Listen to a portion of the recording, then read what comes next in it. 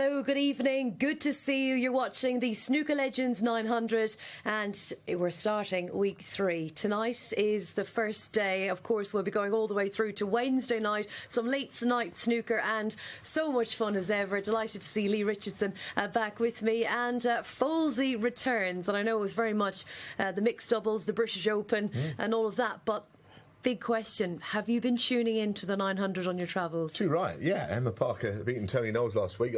I was all over that, and I really enjoyed it, actually, you know, from a sort of spectator's point of view. And Aaron Canavan was the best player, wasn't he? He deserved it. It was such an entertaining week, and you mentioned Emma Parker getting the better of Tony Knowles. Of course, not the only match she won, but it was just that clearance. It just went viral. Yeah, but she did follow it up with beating Stuart Watson in the next, you know, who only just narrowly lost in the final. Yeah.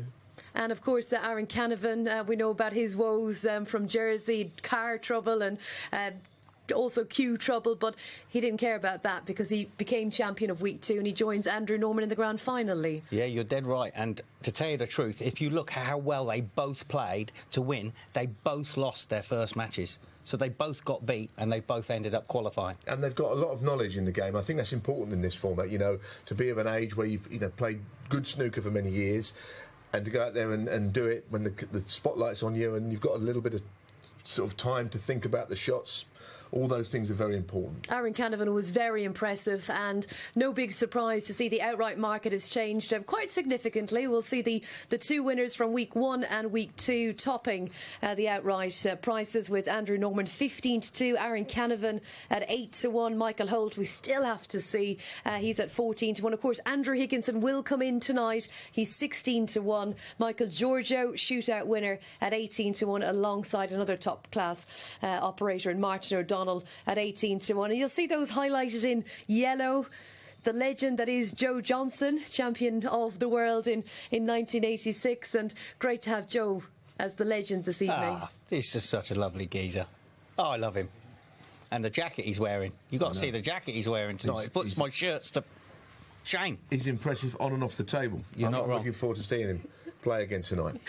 Right, and he will be impressing us all in the studio because he's going to be coming along shortly. Just in a few minutes' time, the legend tonight, week 3, Joe Johnson. Let's take a look at week 3, the betting, because I mentioned Andrew Higginson. I think a lot of snooker fans and I suppose punters out there will be watching him as a top-up, Neil. He's not on the tour anymore, but he's playing a lot and he's had some good form this season. He's favourite, and I think probably for a good reason. He has to be favourite in this group for the simple reason he's been on the tour for years. He's been in a ranking final, but you know, even now he's playing as a top-up player. Like you say, he's got the best of both worlds. He's playing in events like this.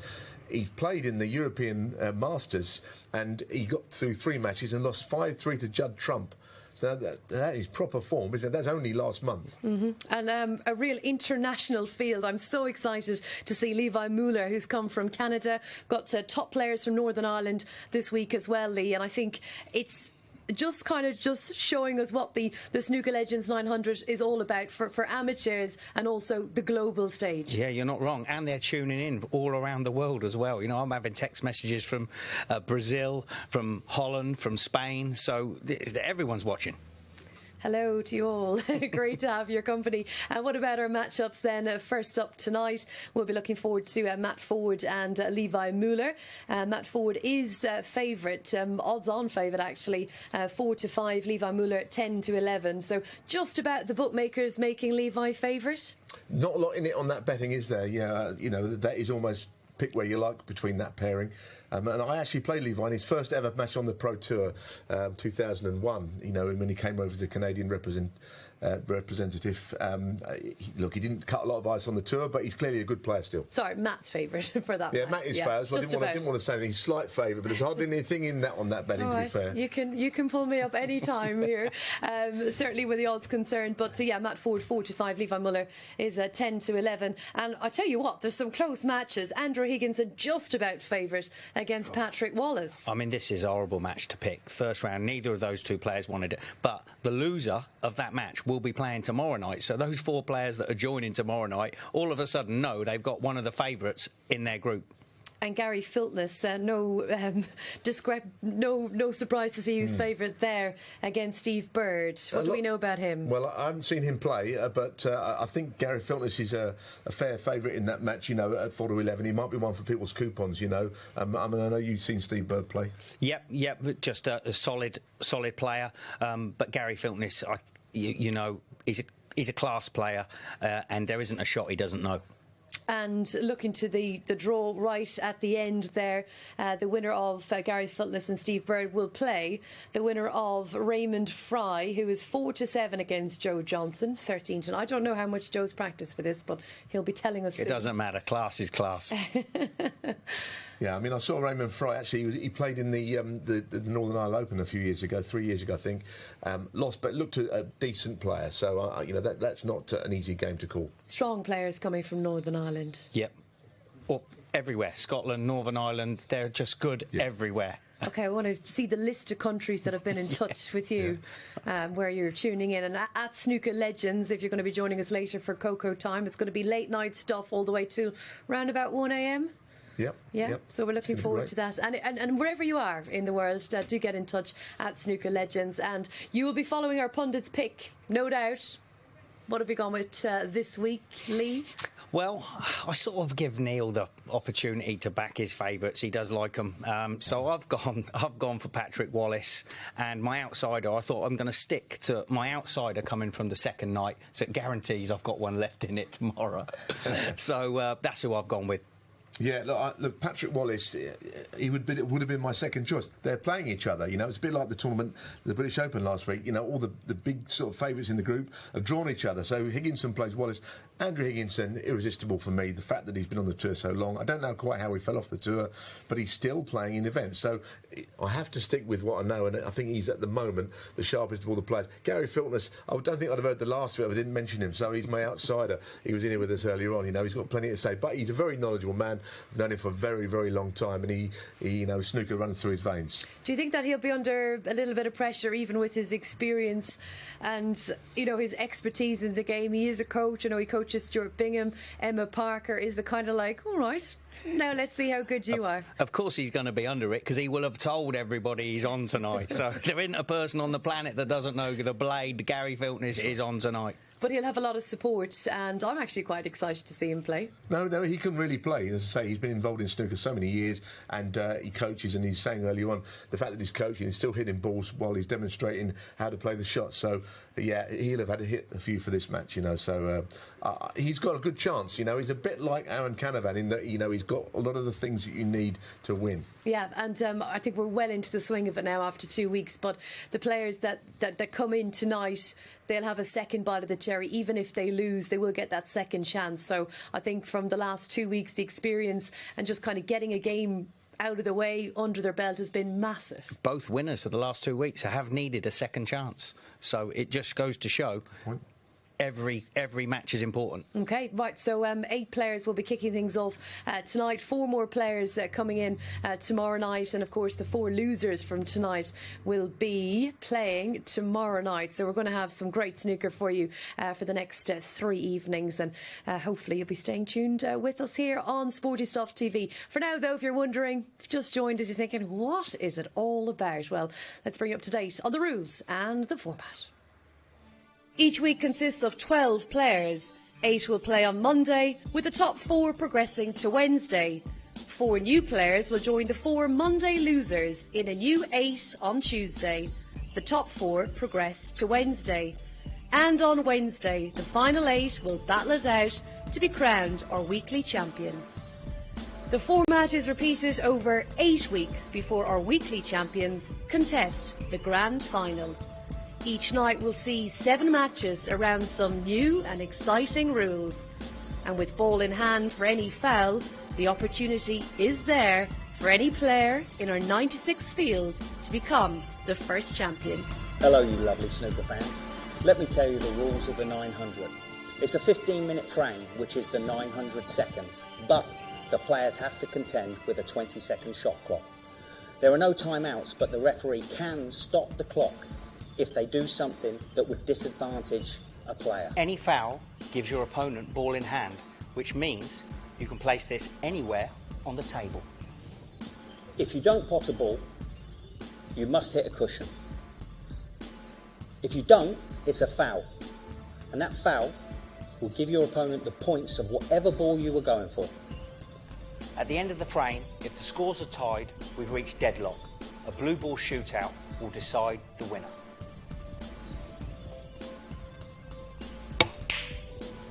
And finally, folks, the break-off shot. The cue ball must hit the top cushion and come past the line of the pink. None of that Mark Williams shenanigans going on here. So that's it, folks. Don't take too long. Don't miss. Yeah, don't take too long and don't miss. Sounds easy, doesn't it? An easy game, this. And delighted now that Neil Foles and myself are joined by the legend that is Joe Johnson, 1986 world champion. Joe, great to have you here to play in the 900. Yeah, looking forward to it. And how much have you practiced? Well, I have put some practice in because nobody wants to make a fool of themselves, do they? But, I mean, it is what it is. It's one frame and it's fast and furious, and the rules may catch me out because the cue ball's got to touch a cushion, and I believe balls have got to go in the pocket. Well, no, actually, just to make sure, the cue ball hasn't got to touch a cushion. A ball has got to touch a cushion or pot. So it hasn't got to be the cue ball. So don't worry about that. Yeah. Well, thanks for letting me know. No, seriously, because I'm in your corner, Joe. Thank you. I'm in your corner as well, Joe. I noticed that when neither of you tipped me. Fair point. Oh, sorry, you got me there. That's all right. I do remember being large odds to win the World Championship. I think I was 150 to 1. You're doubled that to win the 900. Yeah, well... 300 to 1. Yeah. I think I need to be, actually. When he won the World Championship, he got the final the next year. So listen, he knows that. He knows what's required. He beat me in the semi-finals. Yeah, by the way, I was 100 to 1 the second year. Really? Amazing. I was, That's amazing. But you're not going to fall foul of the rules. You look at all the matches you've commentated on now. And did you watch any of it the last couple of weeks? Yeah, I have tuned in and watched it, and I did notice that one of the guys he committed a foul, didn't reach the baulk cushion. The other guy picked the cue ball up, put it where he wanted, and that was game over, really. Well, Tony Knowles made an even bigger mistake last week, and if you saw it, the referee, Michaela, was actually re-spotting the pink and just putting them behind the bunch, and he went and potted the ball at the other end while she was still putting the balls on the spot. So don't make that mistake. That was Knowles who made that one. He's very keen, isn't he, Tony? It was very funny, Joe. But I've got my faith in you, even though I didn't tip you. You really put us both away there. No, you got us back to rights, actually. And just in terms of the platform and the exposure for amateur snooker players, when you were growing up, for young players now to get this opportunity, just how big do you think that is? It's brilliant, isn't it? I mean, to be on television, for the amateurs, it gives them something to go for, to realise where it's at. You see them television cameras with the red light above them and they're following you around, and you've got to put that out of your mind. And even for established players, it's sometimes difficult, and sometimes it takes a little bit of getting used to. But it's great for these amateur players and professionals to go on television and try and do their bit. Do you still get a little bit nervous to get butterflies out there? Absolutely. Yeah, I don't know anybody that doesn't. If you don't, then there's something wrong. So, yeah, I'll be getting butterflies as the night goes on. Cool. Right. Well, good luck. Yeah, well, I'll need it. We might be tipping you tomorrow.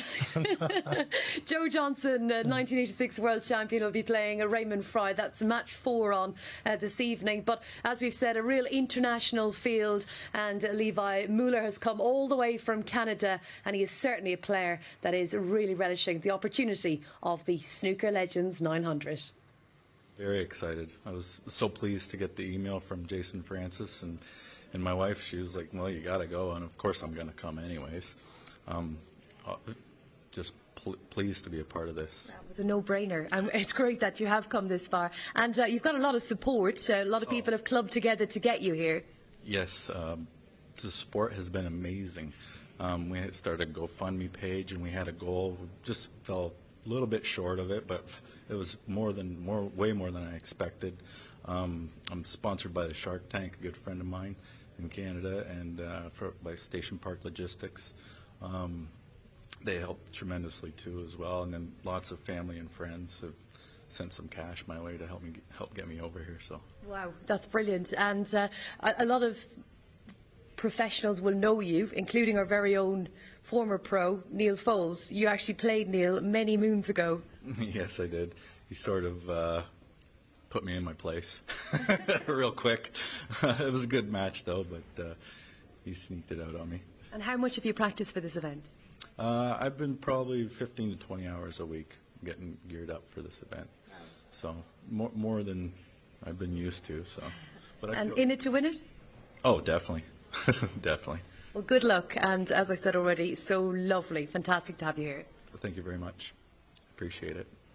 Well, Levi's been practicing 15 to 20 hours a week. He's come all the way from Canada, but he's really going to want it to make it count and do himself proud out there. You've played him, Neil. That's it's amazing. He said it didn't go too well for him, but what do you remember about the match? What I remember is actually in the draw it said I was playing the Canadian champion, and I didn't know who that was going to be, and then Levi turned up. I think he actually didn't win it. He got in the final, but he came over. Yeah, he looked inexperienced, to be honest, on the match tables and all of that. It's a long time ago now, but, you know, isn't it great? I mean, I've been looking on Facebook. He's prolific on there. His journey over here, you can't help but root for him. Absolutely, and he's been here since Friday.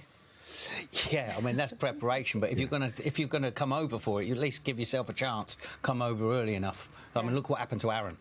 So, you know, need a bit of time to, anything goes wrong, you know, you get stopped in security at the airport. I'm not saying he did, but anything could happen. Look what happened to Aaron, he won through in the end. I know.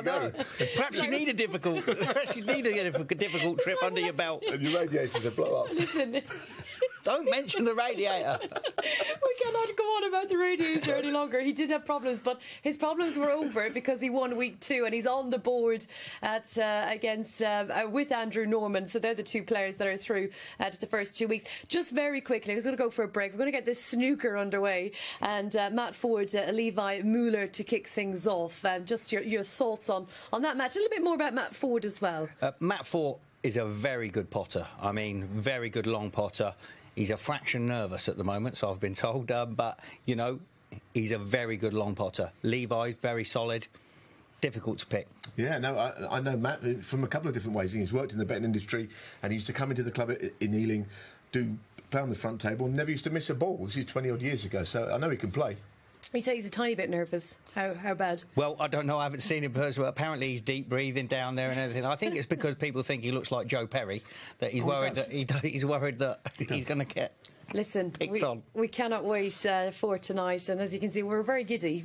We are giddy. We're looking forward to the first match of the night, folks. Matt Ford is the favourite, 4-5 against Levi Meiller, 10-11, and that match, the first game, is coming up on the other side of the break. See you soon.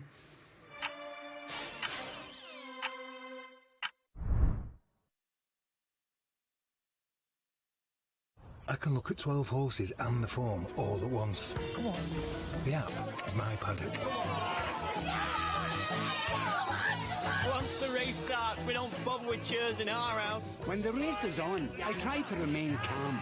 If it's possible to love a four-legged beast and a wee tiny man sitting on top of it, then I love you! Boost your racing odds at ladbrokes.com. My friend told me about Plum last year. One app where I can save, invest and manage my money. It's so easy. Download Plum to get started today. A rare and beautiful tiger, trapped by vicious steel cables, slowly dying. Another victim of wildlife crime. Adopt a better future for tigers with WWF and help stop their painful deaths. We'll send you an exciting adoption pack with a cuddly toy. Call 0800 035 7100 or search WWF Tiger and adopt a tiger for just £3 a month. We must do all we can to keep them alive. Every day I'm hustling, hustling, hustling, hustling, hustling, hustling. Whoa, hold up, mate. Don't do that. Comparing credit cards with Experian first could get you a way better deal. See? Nice. Remember to brush. Sorry. Before you do credit cards, do Experian first. With PlusNet's super fast fibre, You get great value, reliable broadband for just $21.99 a month for 18 months. And with full fibre now available, you could scroll, stream or shop even faster. All with our award-winning customer service squeezed in. Offer ends 5th of October. Search PlusNet Fibre now.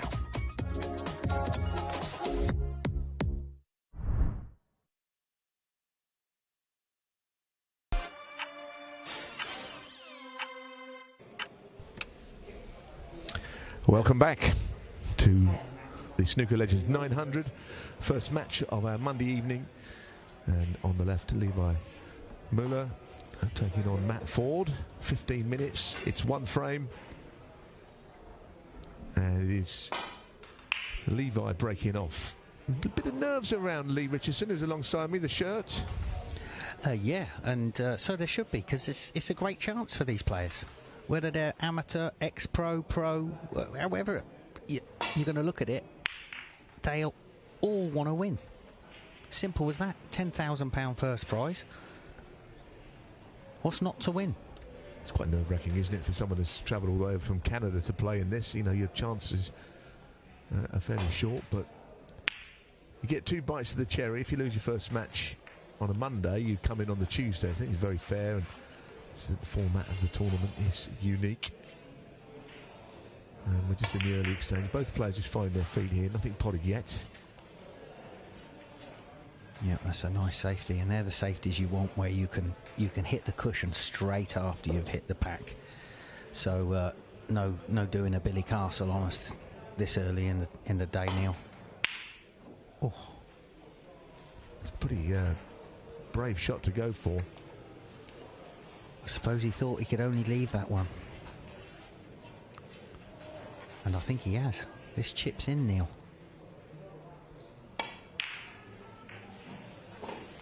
Yeah, I think nerves are a good thing to an extent. I mean, Joe Johnson touched on it. You know, if you just sort of don't feel any emotions, it's not always good. There is a bit of Joe Perry about Matt Ford, isn't there, I must say.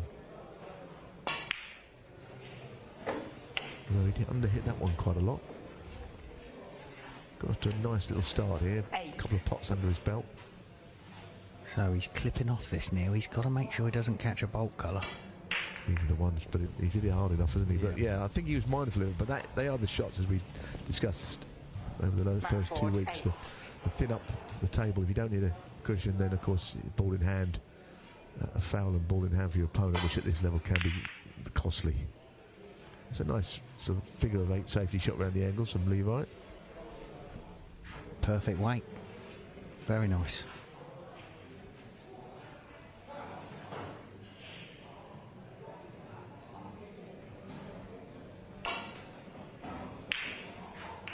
That's much too thick, goodness me. Thick to stick, they say, on those shots, and that is an opportunity which Levi has actually created with a good safety shot of his own. And what's he got for us? Just underneath the black. Oh, this looks good. Perfect shot, perfect. 1. So just take your time at the beginning of these breaks when the balls are open. You've got 20 seconds, Levi. I mean, it's good to see a Canadian player back, isn't it? There's so many for years. There was a huge amount of Canadian snooker players. The game is not thriving in that part of the world, but I know there's a lot of people still like the game and watch it. Oh, I didn't see him missing that one, Neil. No. I thought that was a good chance there to get a few points on the board, get a bit of a lead. Believe me, they need to get the nerves. You know, the more shots you can play with a few easy ones, it's get rid of the nerves. And that's a lovely kiss. So, take your time.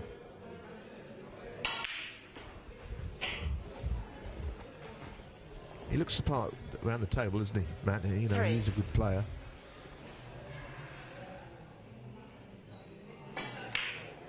This is the thing, you know, a lot of these guys you see may not have heard of a certain player. You put him in your local club on the table by the bar and you look like a world beater, and there's so many players with a lot of talent around for the game, and anyone that's played it will tell you this is a very difficult game, snooker, but some players have got some sort of aptitude for it, and Matt looks 9. good. Yep, you're 100% right, Neil. You see so many good players in clubs, don't you? Just potting balls willy-nilly. It's like, oh. The cue ball has gone way back down the table there. I don't think he fancied the pot very much. Oh, he's missed that by a good couple of inches as well, either side there.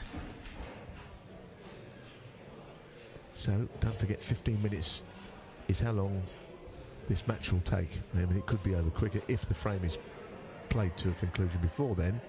And we're 5 minutes in, just a few seconds short of. Oh, he's going for this. I can't believe he's not playing the dump shot. I'd have been playing that red to the left of the table. Oh, he's took a chance there, Neil. Black's gone as well, isn't it, out of the game now? That's not in either player's favour. If you're a few behind, it'll infuriate you, I suppose. Now, this is a risky one. Oh, he's going for this. I was just about to say this could get nitty-gritty. Well, I mean, this is quite a good chance. The first red's not that simple, but I tell you, if you can land on the blue here on a colour, then all of a sudden he could be in with a chance of getting 20 or 30, which would be 20 or 30 in a frame like this would be a big break.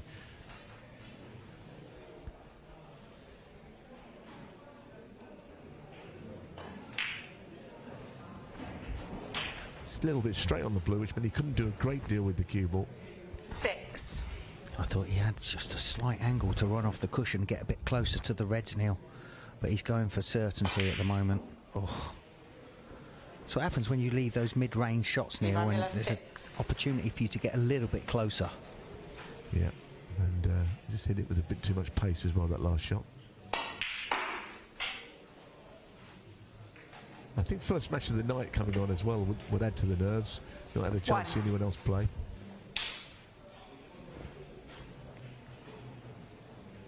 But every week started like this, Neil, so it's no surprise to me. They're so nervous.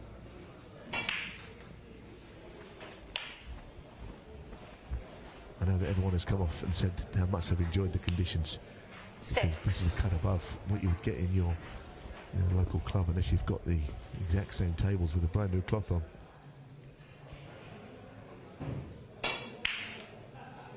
Yeah, I had a knock 2 or 3 weeks ago before it started, Neil, and the table is mint.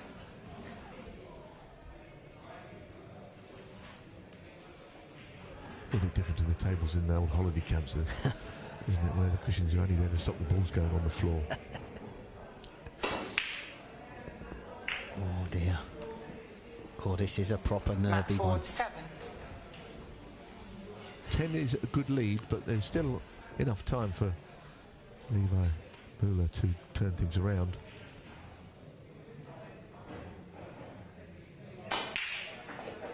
Nice pot. Is he going to land on a colour? Well, he's literally on a colour here, but I don't like this pink, Lee. I don't know what you think. Oh, he's not thought about it. He's going for it. Horrible shot, this. Ah, that's a great shot. Great pot. Doesn't want to go in off. Oh!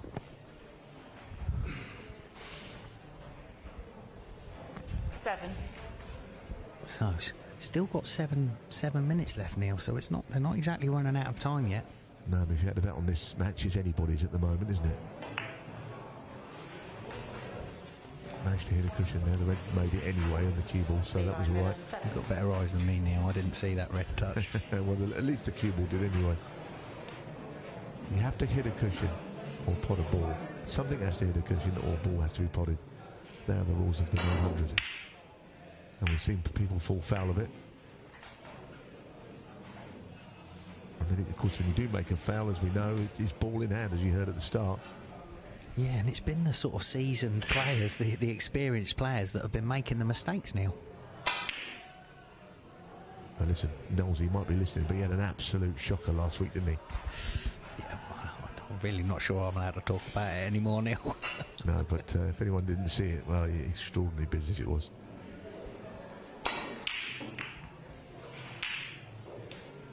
Balls are starting to fly around the table a bit, aren't they? Yeah, I mean, you are allowed to play safe, Neil. You don't have to go for one. There's no law against it, is there? So, they can play a safety shot if they fancy it.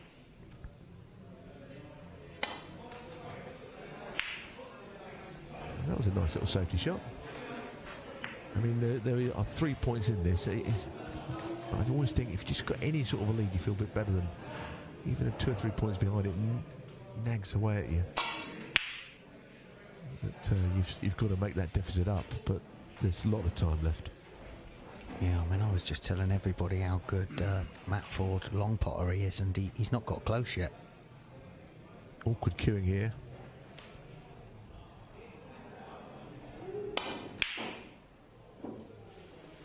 He likes to give him a whack, doesn't he? Yeah, that was pretty close, though, I have to say, with the hampered pink ball in the way.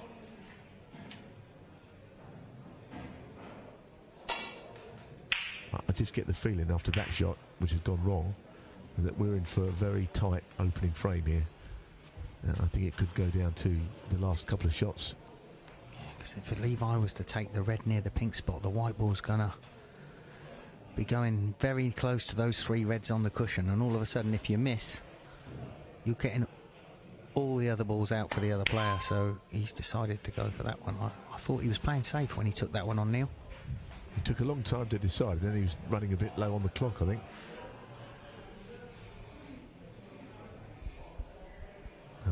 You know, if you're Matt Ford, you know your lead is not something you can nurse home for 4.5 minutes.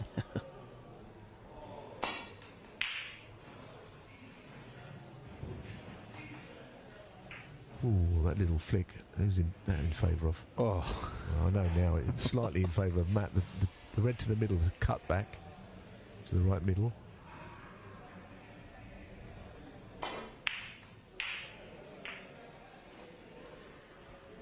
This is edgy stuff, this one. Goodness me. I mean, is he going to go for this long red into the yellow pocket? He leaves the other one into the middle pocket if he misses this. Well, he's got one at last. Cool. He didn't care about the other red being available, did he? No, no. All your eggs in one basket now.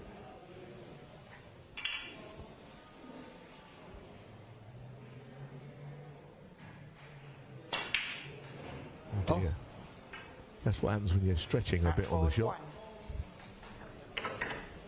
Red colour would just high value colour here. Red pink, for instance. Levi Meiller would be in front. Well, there's the red. These boys have got to be feeling a bit of pressure now, because they're both much better than this. Just feel better, wouldn't you, if you could get this in? The onus is then on your opponent to make up the deficit. So this needs to go in. Yes or no? Oh, yes. So, safety shot now, Neil.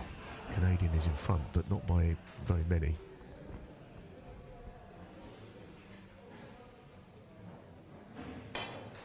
Oh, goodness me, he's gone for this. What a shot. He's fearless. I'd never have gone for that. But I suppose he had all the reds to cover, did he? Down that side of the table. Yeah, I was looking at that white ball going towards that corner pocket.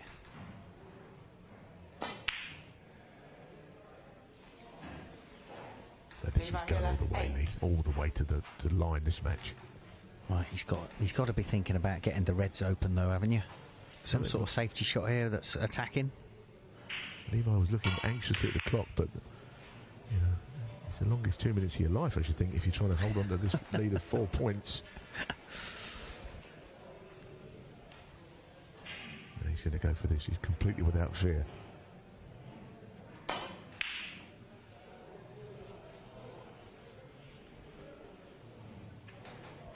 It could have been a lot worse, couldn't it, where the balls have ended up?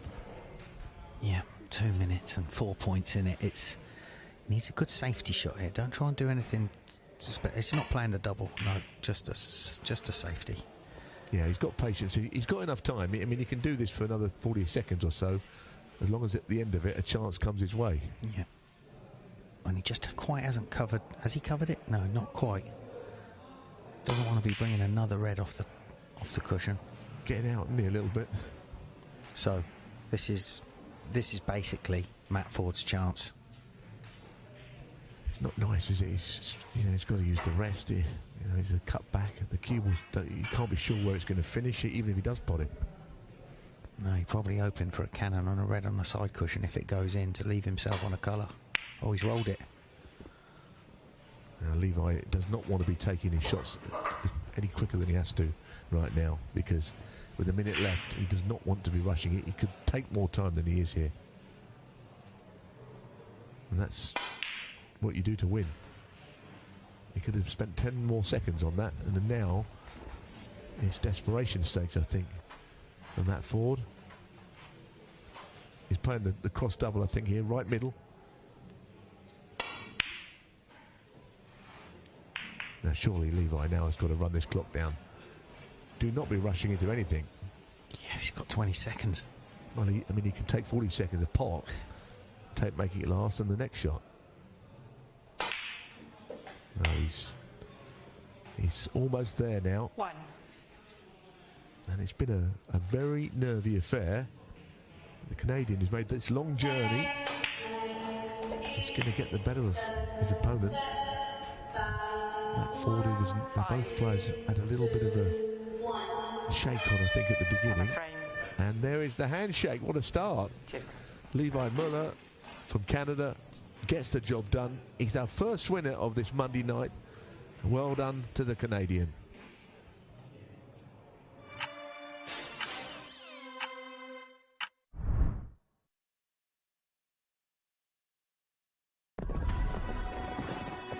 At Betfair, we know racing often comes down to the finest of margins. A neck, a head, a nose. But those margins can prove the difference. Give yourself the advantage and win bigger with My Odds Boost on the Betfair Sportsbook.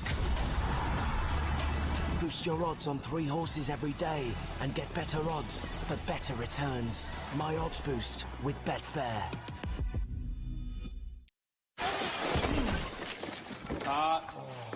Going again. They met, sorry. They met. We know how hard you work for the money you invest. Again. What works? Anyone for what works? That's why we offer free expert guides and insights to help you pick the best investments and avoid the worst. You work hard for your money. Best invest it. Open an account and start investing today. When Tony passed, we wanted to celebrate him his way. All he ever spoke about was bite this, bite that. I'll never forget our first date. Huge grin on his face as he rode up on that big noisy thing. And that's exactly the way he'd want to be remembered. At Co-op, we know everyone is different. That's why we offer funeral plans to funeral services that are personal, every step of the way. Co-op, it's what we do. The stunning snow leopard is ruthlessly hunted by poachers. We urgently need you to help protect her by adopting a snow leopard with WWF. We'll send you an exciting adoption pack and you'll see how you're helping us with our vital work. And with a cuddly toy leopard, it makes a great gift. Adoption costs just £3 a month. So please call 0800 038 1033 or search WWF Snow Leopard today. Thank you.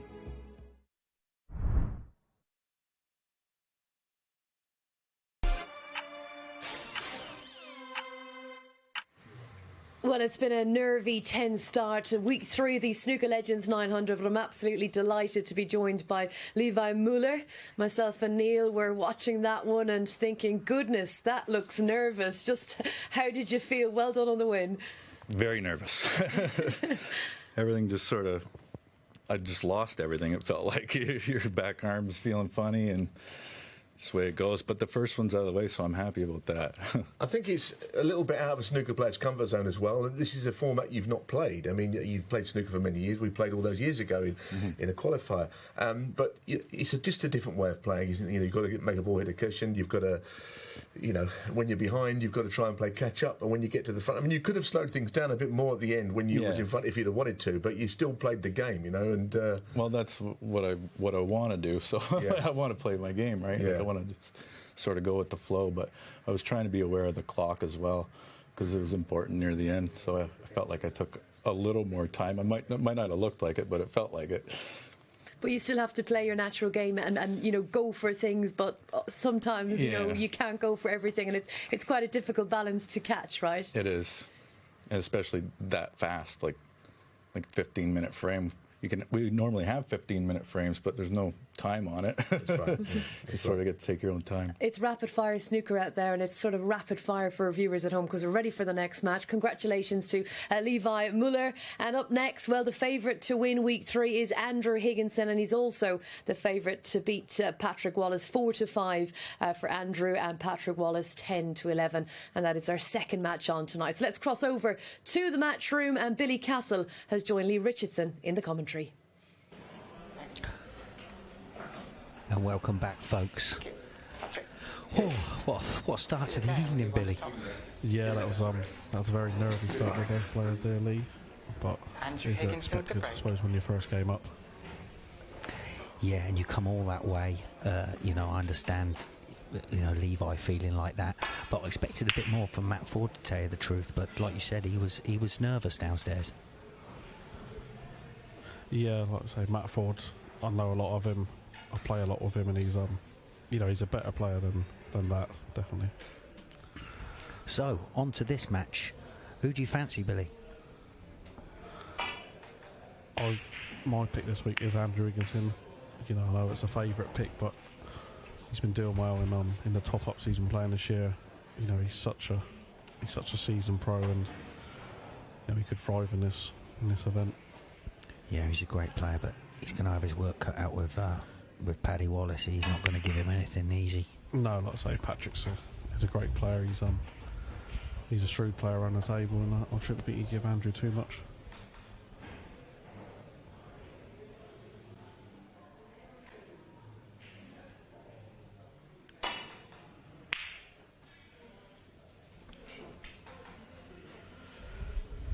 And that's a lovely safety shot from Paddy there, Lee. That's what his game's about. He's a brilliant safety player. Yeah, he's put him bang on that top rail, Billy.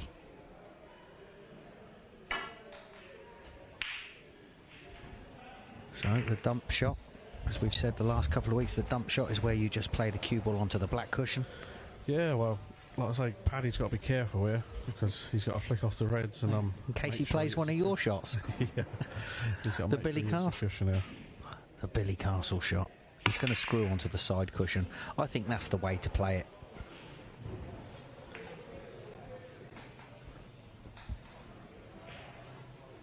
Yeah, this is a little cagey opening. You know, just what Patrick wanted, probably. Get Andrew into a little safety battle.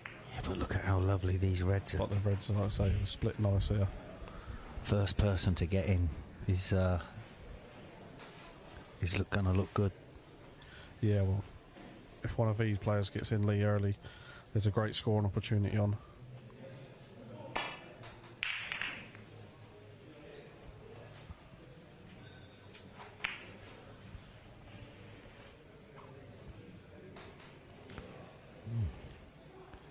Got to weave his way out of this one, Billy. Is he playing the sort of... Yeah, he's got a thin one here, I think, after 2 reds.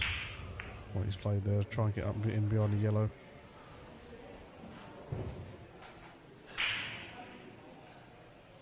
He's got a little bit of fortune in that red covering the one over the left pocket there, Lee, I think. Has he covered it? Or has he?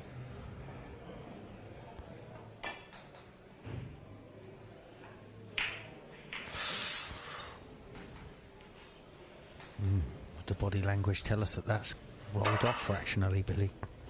Well, first chance goes to Andrew Lee, and like I say, if he can play one good positional shot here, you know, this could be the way Andrew scores, this frame could be over very quick. Yep, and he's played a great positional shot there. Yeah, he's played that nice. Like I say, he's played the apple can, he's perfect on the black here.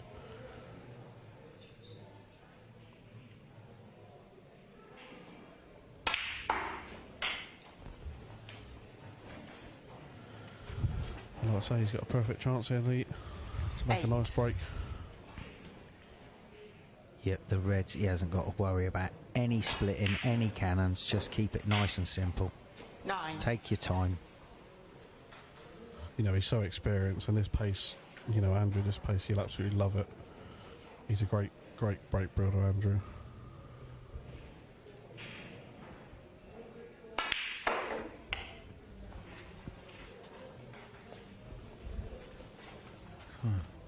16.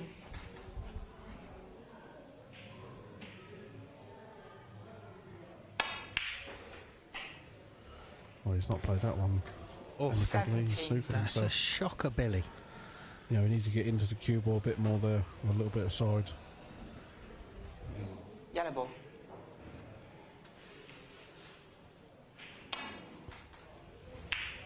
Patrick Wallace will be relieved after that. Andrew Higginson, 17. That was a golden opportunity to score a fortune. So another safety shot from Paddy here off the red, just to the left of the pink.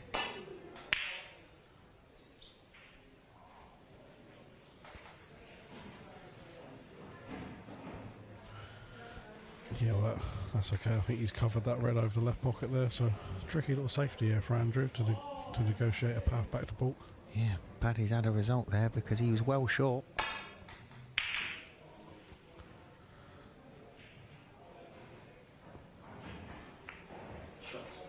Yeah, that's a good shot as well.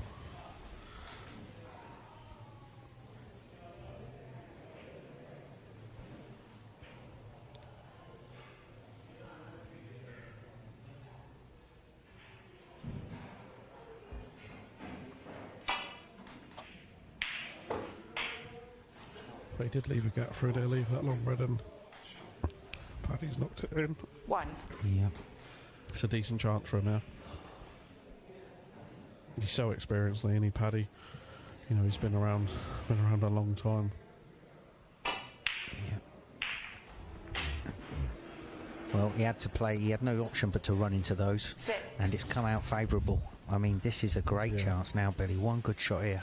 Yeah, drop it in. He's on the black. He'd like to clear the red above the black straight away, I should imagine. And then, yeah, some nice shot. He's played it confidently there. I think he's a little bit low to hold to the red to the right of the black, so he's going to have to. Yeah, he can screw up for 3 reds there. Yeah. Perfect. Well, this is a good chance for Paddy. Yeah, 14. I say he's striking the ball nice of what I've seen so far. You know, he just got to play a series of little stun and screw shots here around the pink and black. Yeah, he's got a lovely cue action as well. I am a fan.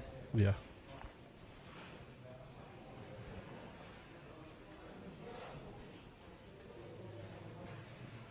You know, every time I watch Patrick play Lee, he's just absolutely growing it every time.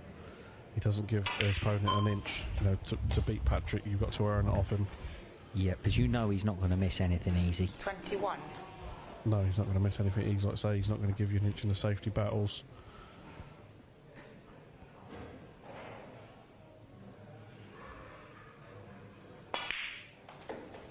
Yeah, this is a really good chance here for Paddy. 22. He's striking the ball lovely.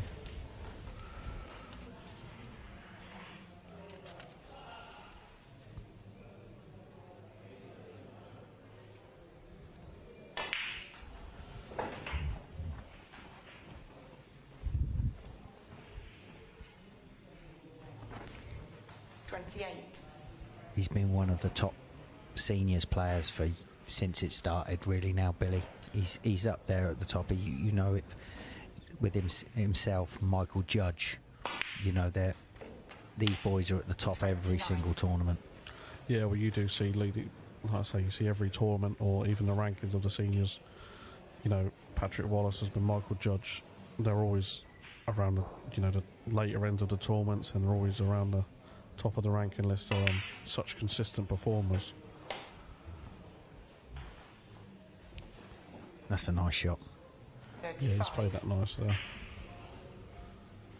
No, he just played like he can miss the can on the black hill while he's playing that. That's perfect. 36. You can just roll the black in here. He's got 3 reds to the middle. You know, he doesn't need to do a lot of cue ball here at all. I think he'll probably just stun up past the pink for the red into the corner, into the same pocket as the black, Billy. Oh, is he rolling in? No, he's rolling in.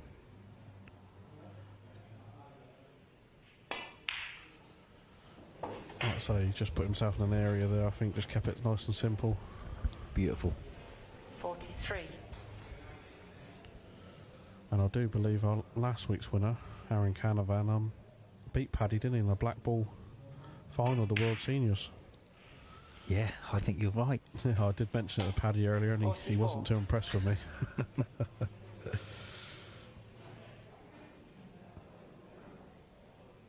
I mean, if I was Paddy now, I'd be slowing down a little bit, you know. Yeah, certainly, but I think he's got onto a nice little rhythm here. He's comfortable and he's striking the cue ball lovely. He looks like he's in very good form.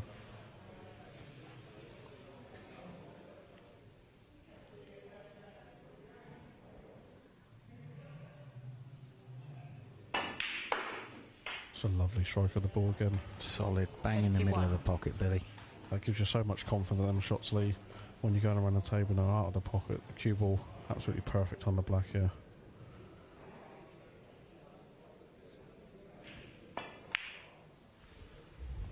Yeah, the way he's playing, he's going to take some beating this week on this form. Yeah, 58. Pundit's pick for me, Billy.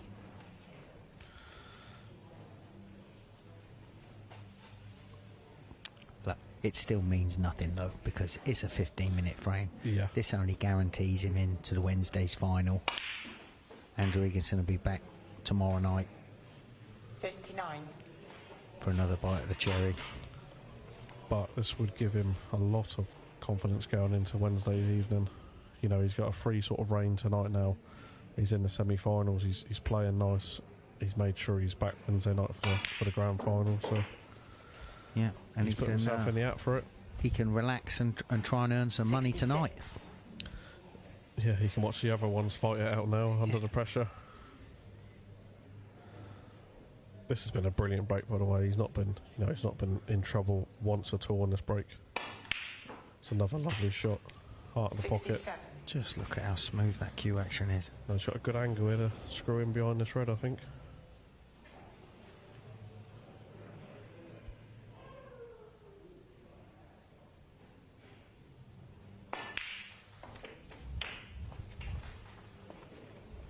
He could be playing a double. 73. Or knowing Paddy, he could be tying a frame up.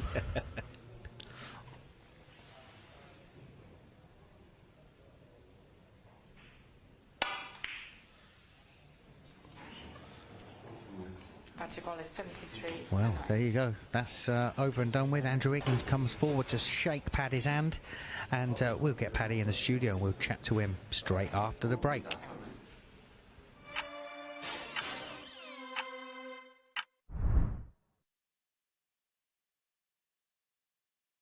This is Helen. Her fella Chris sets deposit limits on his Bet365 account, so they've swapped the living room for room service. Result. Meet Rob's gran. Rob took a time out so he could spend more time with her. Winner. And Lee's team are happy to see him stepping up, not sitting it out. Well played, Lee. When you play safe at Bet365. Children affected by the conflict in Ukraine urgently need our help. Conflict is putting millions of children and their families in immediate danger. You've seen the awful scenes on the news. Families are desperately seeking shelter and safety. UNICEF is delivering essential supplies to protect children in Ukraine. Search UNICEF Ukraine online or text PROTECT to 85525 to find out how you can help. UNICEF is working around the clock to keep children safe. We will keep doing that for as long as they need us, but we need your help to ramp up our effort. £27 could help us provide an emergency shelter for one family, helping to protect children and keep them safe from the cold. Search UNICEF Ukraine online or text PROTECT to 85525. Help us show families affected by this terrible conflict that they are not alone. With TalkTalk, you can speed up and spend less on broadband. Out of contract on superfast fibre? Double your speed and you could save £134 on average by switching to TalkTalk Full Fibre 150. Just £32 a month for 24 months. Get ultra-fast full fibre. Average speeds of 152 megabits per second, plus the award-winning Amazon Aero router. Switch to Full Fibre 150 and save £134 on average. Search TalkTalk Full Fibre for deals that make sense. TalkTalk.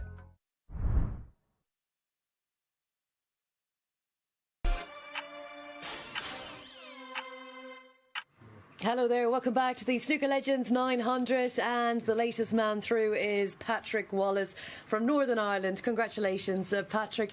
Just how did you feel out there? Extremely nervous. Yeah, been a little bit busy and I haven't been practicing enough, so you certainly don't want to go out there and make a fool out of yourself, and really, really chuffed. Couldn't believe they were going in, but they all went in, so I was really delighted to win it in one visit. It was a great break. I'm amazed by you telling us just how nervous you were. You've been in a quarter-final at the Crucible. You beat Alan McManus there so easily, comfortably, back in 2001. I know it's a long time ago, but you've got so much experience, and we're here in the Snooker Legends 900. You're still feeling those nerves. That's the problem. It was a long time ago. Yeah, it was. I was very, very fortunate to play at the Crucible. It was a lifelong dream of mine, and then when I got there, it all went well for me. So, some guys get unfortunate, it doesn't go well. I got lucky. I played there once and I got to the quarters. So, yeah, very fond memories. But that's not lucky. That's not lucky. Like John McEnroe said, the older I get, the better I used to be. Yeah, it's not luck. He's put a lot of work in over the years, and it shows. Class comes to front. You're my pundit's pick, buddy. So yeah, believe you me, I know that. Yeah, as if I didn't have enough pressure. You got none from me, mate. You got none from me. And just as a platform, obviously, you look at talent coming through from Northern Ireland and young players, grassroots snooker, and the whole amateur scene.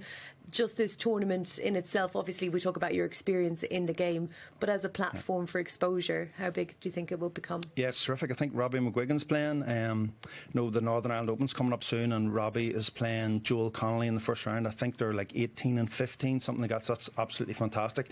I wish there were a lot more. They're a little bit thin on the ground, but those two guys are certainly exceptional talents, and big hopes for them both in the future. Is there enough being done in Northern Ireland, do you think, to just nurture this talent? It's difficult all over the world at the minute because of the interest that the kids have that we didn't have. Like, we had 3 TV channels when I was growing up, so obviously snooker was a big draw. Yeah, they're trying hard. These are all guys who are volunteering for national associations, amateur associations, giving up their time and their money, so it's not easy. And then when you put a lot of effort in and you don't get many entries for tournaments, it's tough. But look, they'll keep trying, and I'm sure the game will be in good hands going forward in Northern Ireland. And you'll be a player that they'll be looking up to, no doubt. You're going to be playing Levi Meiller next from Canada. Incredible to see. We were talking about an international field this week, yourself from Northern Ireland and Levi to come from Canada. But it's incredible. I think it's a big commitment to come from Northern Ireland, so to come from Canada is absolutely amazing. Fair play to him, and he's got his reward. He's won his first game. He's in finals night Wednesday night, and I am too, and I'm so happy because Liverpool are playing tomorrow night, and I wanted to watch that match so much, so I was under pressure there, so I could watch the football tomorrow night, and I'm absolutely delighted that I'm through and I can have a night off tomorrow night now. And pundit's pick. Yeah. Well, I know how good he is. I mean, for the last 8-9 years we've been travelling the country and all playing the seniors. Yeah, playing on the seniors tour, so I get to see him play sort of 6-7 times a year, and he's always granite. The cue action is mint. I mean, I've told you before, lovely smooth cue action, pulls it back. I watch it because I'm trying to get it into my game. I had no chance. My little stabby action. But it's a beautiful cue action. Great player. Cheers, Lee. Thank you. Proper player. Great break, and thanks. Enjoyed the Liverpool match. It's difficult at the minute, but hopefully there'll be an upturn tomorrow night. Right, well, we'll see. Right. No problem with your form at all, and we'll see you on Wednesday night. Congratulations to Patrick Wallace, who is through to play Levi Meiller. That'll be the first semi-final of tonight's action. But next to come, we have Gary Filtness, who is a very short prize favourite, 4-11 to beat Steve Bird. 2-1. The players are ready in the match room, so let's once again go across to our commentary team, starting with Neil Foles. Yeah, thank you, Rachel. Looking forward to this next match. Billy Castle alongside me as well, just doing the formality at the start. And Steve Bird has won the spin, and Gary Filtness to break off. Gary Filtness, a coach. He coaches Stuart Bingham. He's very high up in that department. We're going to see what he can do for himself now, Billy. Yeah, well, like I say, I've known Gary for a long time myself. Actually had lessons off him as well, and he's a very knowledgeable guy and a good snooker player. Yeah, I know. I've known him a long time myself, and since our junior days, go back many years. And yeah, he was a very decent player. Steve Bird, I haven't seen much of, I have to say, but like everyone else, he knows his way around the table. Yeah, I've not seen too much of him like yourself, but I know he does get good results on the seniors tour. So these two are very experienced, so it's going to be a good game. Something of a leveler, isn't it? This format. I mean, when Matt Ford didn't play as well as he could have done, he was a slight favourite to win his match against Levi, but he came unstuck. So we'll just see what happens here. Yeah, well, I think it's what the format does to you, Neil. Like it's it's one frame of snooker, and although it doesn't seem, 20 seconds doesn't seem that long of a time, but players at the minute they're rushing and they've got Twitter cushion in the back of their minds, and I think a lot of them are putting a lot of pressure on themselves before they even get out there. Of course, if you play on the Monday, as I said earlier, when you do get a second opportunity, and that will apply to Andrew Higginson, because he'll be back tomorrow. Of course, on the Tuesday night, if you get beaten your first match, then that's your lot. But not worry about that for now. Not the best kiss on the yellow. No, he could have had a little bit better kiss on the yellow there, but he's I think he'd be just trying to roll the brown in there. He's not going to leave anything.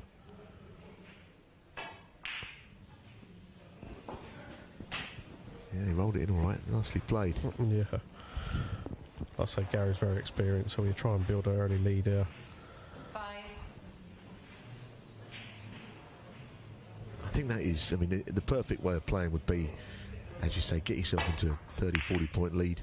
I mean, the perfect way of playing is just pot all the balls, but it's not always possible to do that. But just get yourself into a lead and put yourself in a position where the person you're playing is always playing catch up. That's kind of the way, isn't it? Yeah, well, especially in this format, if a player's 20, 30 points behind, and they're the one that's got to push the boat out, you've just got to just tighten up a bit and play sensible shots. And I think every favourite in this format. Nothing wrong with that safety shot though. No, well, I've only seen him play a couple of shots here, and his safety's been nice. So it'd be nice to see what he's like in a minute if he does get a chance in the balls. But is this where you play, Billy? Is this your base? Yeah, this is my home club. I've been lucky enough to Jason let me put my table in here to full-time practice, and so this is my home club.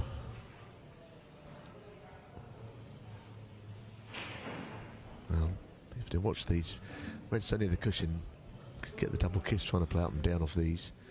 If you're not careful. And that's exactly what's happened. You've called that there, Neil. Like I say, that was so hard to avoid the double kiss there on that shot. If he's further away from the cushion, it's an easy up and down safety, isn't it? Yeah, that shot there, the double kiss always looked on there. That's a chance for Gary, yeah, to accumulate a nice few points.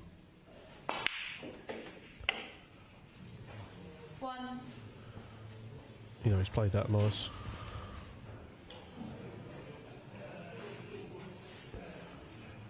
I think if he can just roll this in, there's a red to the right of the pink there that goes.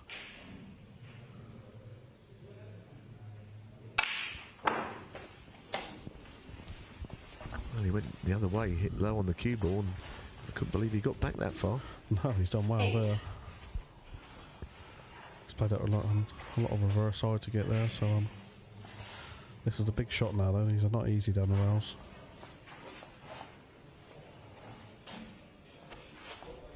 Bit undecided. He's got to watch out here. Make sure something is the cushion.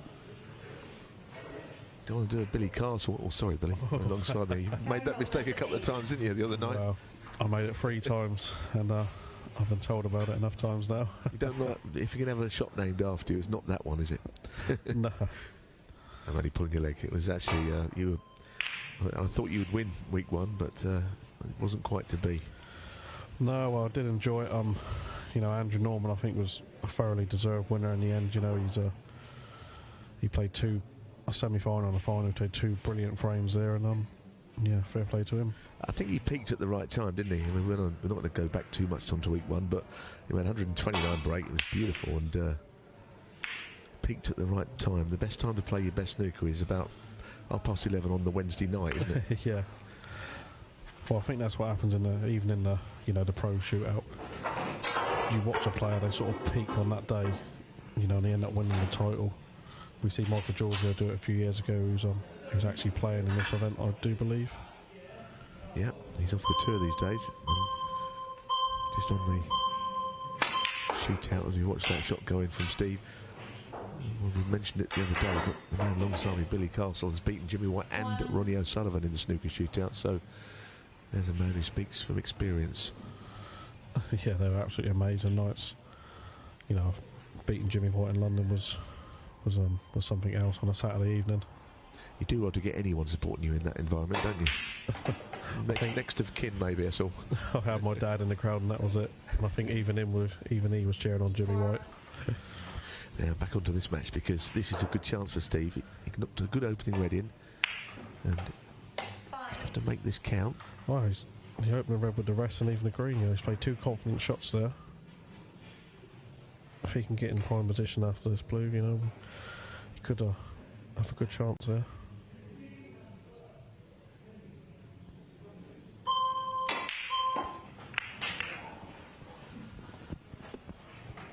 I know that Joe Perry is watching tonight, because I made a point that Matt Ford looks a bit like him, and he said only a slight resemblance. A bit of John Higgins in Steve Bird, isn't there?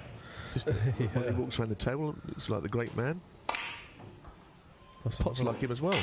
Yeah, it's another nice pot from Steve. Like I say, it's the first time I've seen him play, but these few shots here, what I've seen him play, he's played them confidently, and it'll be interesting to see if he takes this brown on here.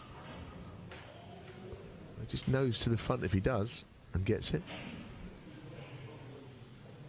You know, in this format, even if he does pod it, I know it doesn't sound a lot, but 2 points and like I say, you're chasing. In this format, it does get it will get Gary at it a little bit. I would have been inclined to pot it, yeah. I think, as you say, any lead is better than being anywhere behind, and just sometimes can make your opponents panic. So I'm surprised he never took it on, but anyway, we'll see if it works for or against him.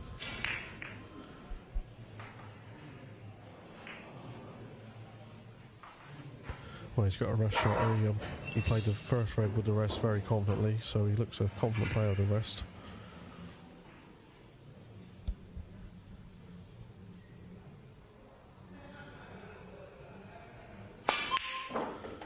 Well, he's a good rest player, isn't he? I mean, I know they always used to say about players who are not all that tall, and Steve is not the tallest. Sometimes you use the rest better when you're not very tall, because you use it more, I suppose. That's Yeah, well, I think it's when you're young in a snooker club.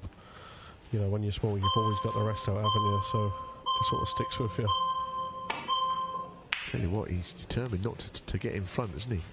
I mean, they roll the blue in, anything to nick a lead. Yeah, well, he could roll the blue in there, and he's got an easy shot back to balk off 2 reds.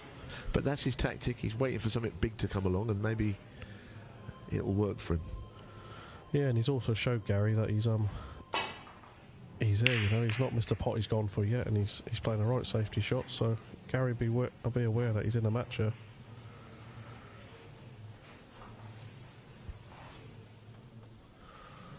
Not sure if he's looking at a plant here now at all, but it's a bit, you know, it's a bit much go for that plant. He's colliding into other reds, so yeah, I think he's nicking off the reds up the table. Oh, goodness me. Well, it's hit the pink about quarter ball there. Oh, I didn't see that one coming. Well, that's a big mistake. Goodness me. He's basically played safe off the pink instead of a red. Misjudgment. Yeah, that was a big misjudgment there from Steve. Gary won't mind though, yeah? No, that's giving him a real boost. He's a little spring in his step already. Yeah, you can see he's just got a little series of stuns and cannons here around the pink spot. You know, this is what Gary likes to play. He's very experienced around this. He doesn't need to work the cue ball too much.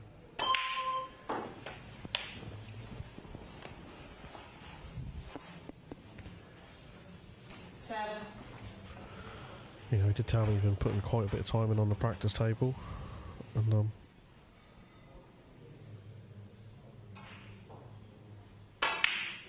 I know he's had problems with his back recently, isn't he, in the last couple of years. He's very prolific on social media, is Gary. doesn't spell very well. I've noticed that, but he puts a lot of stuff on there. Yeah, like I say, he had trouble with his back. You know, he had to have an operation, I do believe. Yeah, good to see him in good health again, isn't it?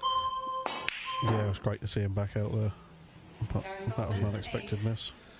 Yeah, I mean, it was not sort of mid-range. It was missable, and he did miss it. And a little grimace because he knows that his lead is a slender one, and that's basically it. And he's left Steve in again. Yeah, well, he did have an easy option of the blue there, didn't he? You know, I know he wanted to get in and score a few, but in this format, you know, if he pots the blue there, he's got a shot to nothing on the red.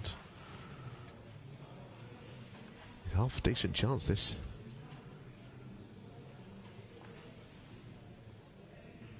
He's not quite comfortable in this shot.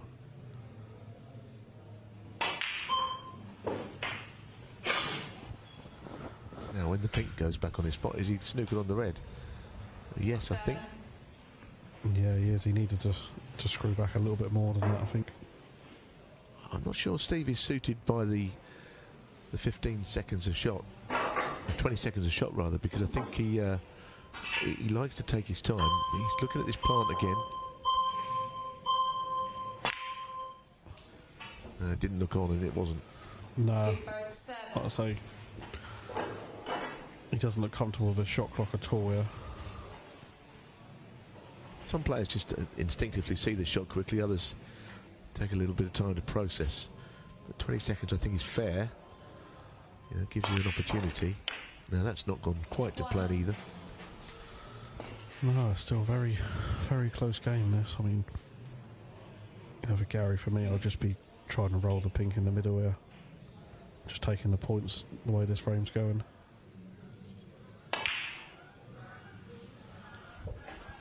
Well, he kind of played it in that way up the table. He nicked the points and ran. Yeah, I think he senses that any kind of points here is big in this frame.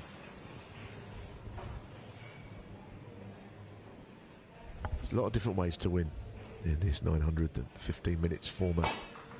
Lots of different ways, and if you can't pot all the balls quickly and make a break, then you could go to plan B, and that is just as I say, just be in front at the right times. And he's, as you say, 15 in front.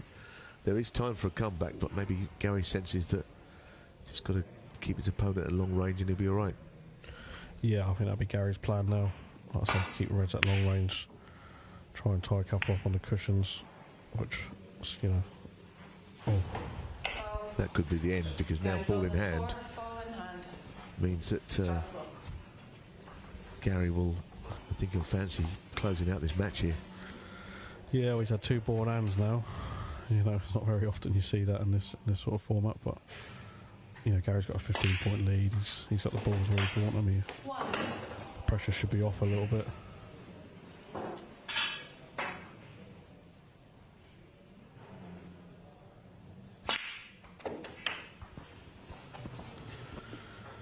You know, Neil, you know more than Gary than what I do. I know back in the day he was very, very good, sort of pro-am player. Used to win a lot of them.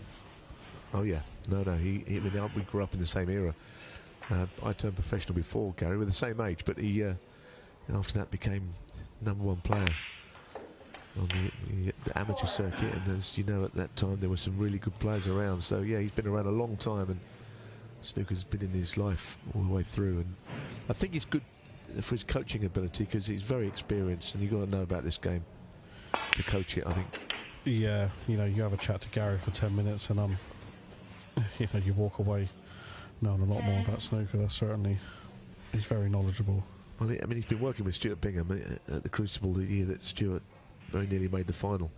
Again, when Mark Selby beat him in the semi-finals, he was in his corner. So, talking about a man who's helped out the best. Yeah, well, he's doing a good job with Stuart, and he's also doing a good job with young Emma Parker, who, like I say, she won her match here last week against the great Tony Knowles. So he's doing a good job with his students. I know a couple of other lads that he's out-tapped recently, and you know, they're saying they work wonders for him. So, well, he's on the victory lap here because it's only 10 seconds left. He's won the match basically. Steve Bird had a little look across and a smile, handshakes all round, but it's the blade. Gary Filtness who wins. A nice embrace, and he's through to the next round with a win over Steve Bird. Thank you. Thank you. Well done.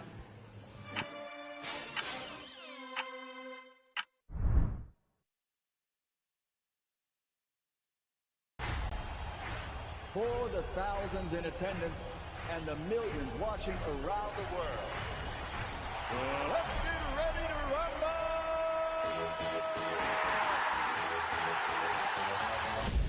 For his 4th world title.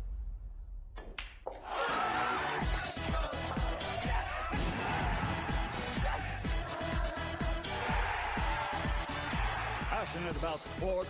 Then bet Fred! Family life. It's made of ups and downs, and those little moments. But should the unthinkable happen to you?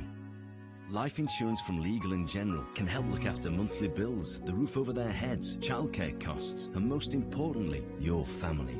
Because no one protects more families in the UK than us. Premiums start from £5 a month and they never rise. Plus there's a £100 gift card after you apply. Legal & General. Ensure life goes on. Cut. Going again. Hey, Matt, sorry. Sorry. Thank Matt. Again. We know how hard you work for the money you invest. Again. Hot wax? Anyone for hot wax? That's why our low-cost ready-made portfolios let you invest like a pro for less than you might expect. You work hard for your money. Best invest it. Open an account and start investing today. Even as a young lad, our John was always more at home on the sea. A proper no-fuss and bother kind of guy. When he passed, direct cremation was the perfect way to give him the send-off he would have wanted. Co-op Funeral Care knows everyone is different. So if you want to give your loved one a simple alternative to a funeral, our direct cremation is available from just $9.95, and you can celebrate them in your own way. To find out more, visit us or give us a call.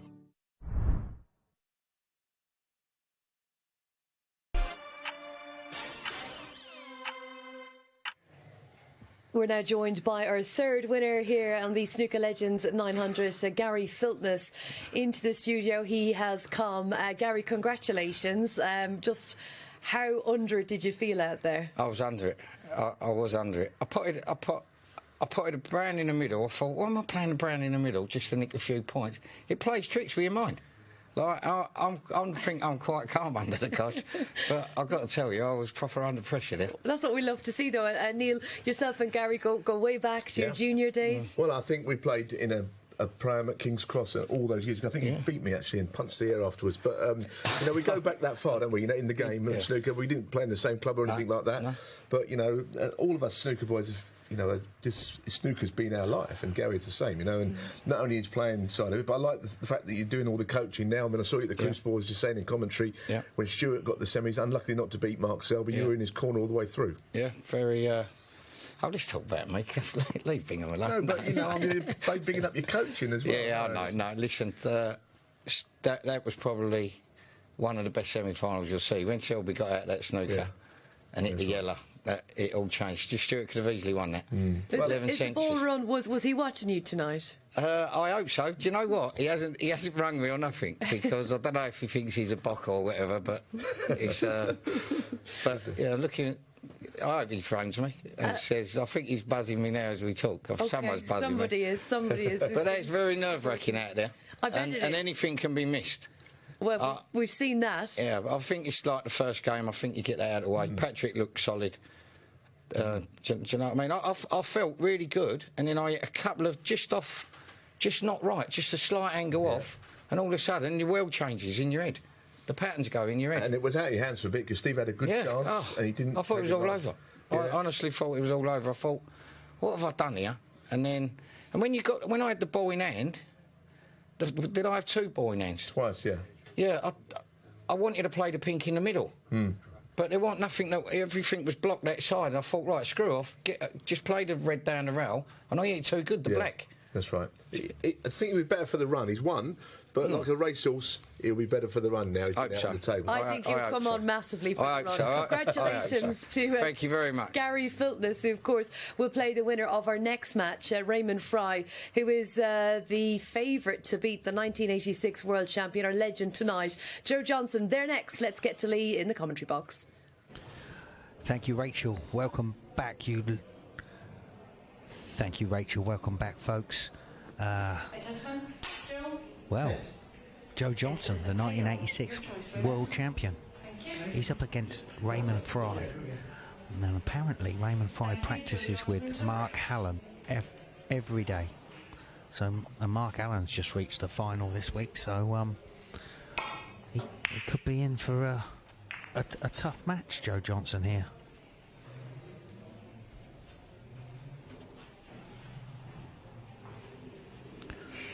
Nice break off from Joe there. I was just a little bit concerned about Joe with the rules earlier on, because there was a bit of a discrepancy. He was having a word with Jason, and then he came and spoke to us, and he said something about the cue ball must hit a cushion, and it was just any ball. So I'll be watching him, Joe, to make sure he doesn't make any schoolboy errors on that score.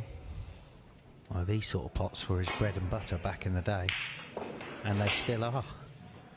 Beautifully cued.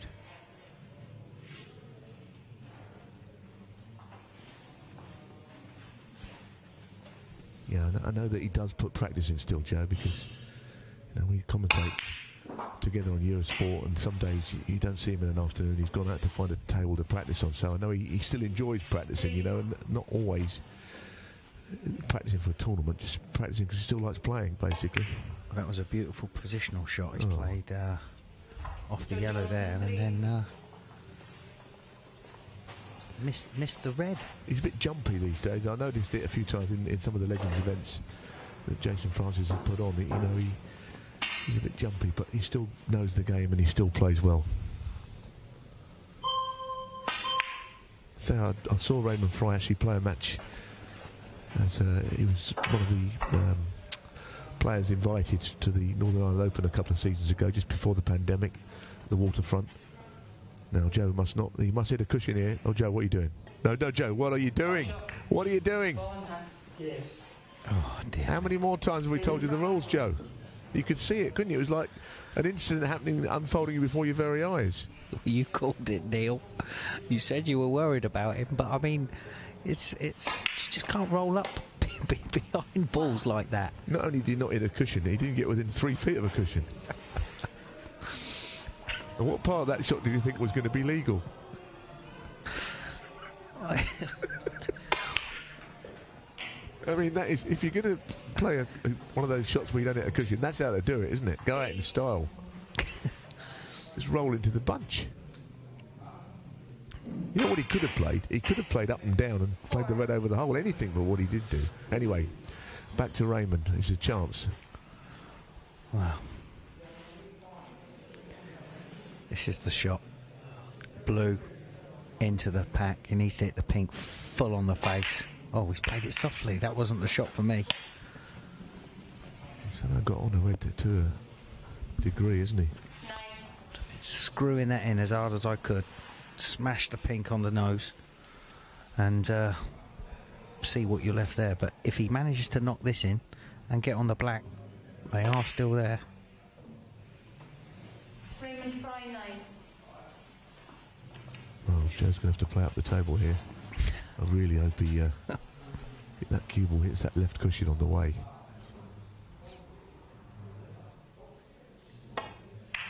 That's all right. And he's still in the match, of course. He's only 10 points behind.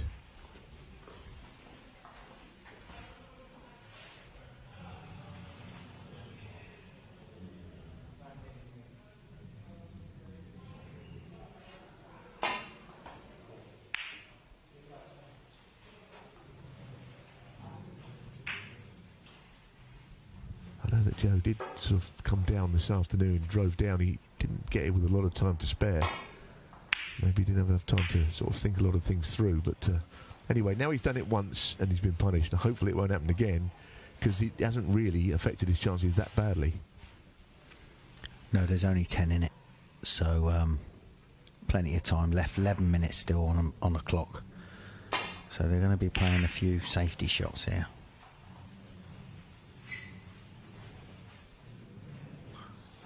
Like I said, Neil, Joe still pots very well. Well, that first World Final where he beat Steve, and the John Spencer saying in commentary that he's knocking all those reds into the right corner, and he's doing it the whole 17th day. He just bombarded Steve with pots. You know, he was absolutely sensational in that final. Because Steve was a bit punchy from the year before. He lost to Dennis. Didn't help on that black. He never quite recovered. So the next year, it was Joe's turn to beat him in the final, wasn't it? Right then, Mr. Johnson. Ball in hand. Don't stay right down this end. Don't put it in the D, Joe, please. Walk down this end. He's just asked Michaela, can I go down there? Yeah. Right, get that red off the black spot. Of course, the other side. You go to the other side, take the red off the black spot. Oh, he's going to play the cannon. Good shot. You go, Neil, you go. No, we both thought we got it wrong, but he's won this one, hasn't he, over us? He's beaten us. It was a good shot in the end. Well, I just saw it being a bit clearer there. If he plays the one off the black spot into the other pocket, you see now he's still got another red underneath the black spot. Yeah, no, I think so, but I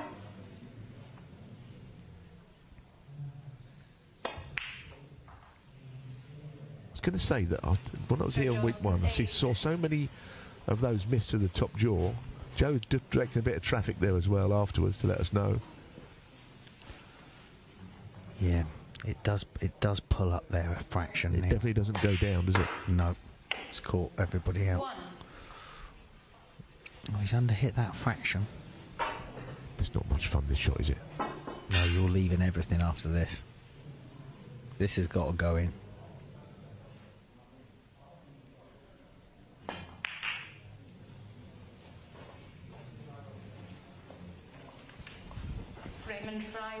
Nervy, that one. It's not a bad shot here if there's no pot on to come thin and get in behind the green, but I don't know whether Joe might play the red to the middle with the black over the hole. Not the worst idea. Oh, good shot, Joe. That's a long way, isn't it, by this black? I fancy him for this. Yeah. Getting out of there onto a colour maybe not straightforward.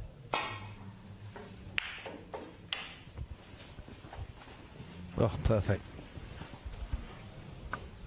8. So is he going to play two cushions, left-hand side, back out onto the pink? Oh, it's played for a bold colour. 9. He's feeling confident. I was right the first time.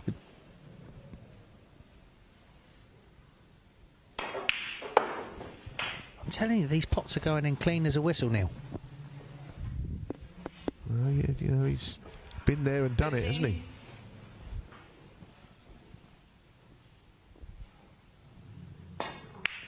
This is someone who's played at the Crucible and lifted the trophy after 2.5 weeks. So this is a great player we're watching. And nearly did it the following year.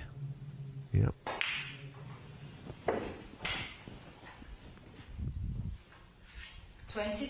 I'm enjoying watching him play well.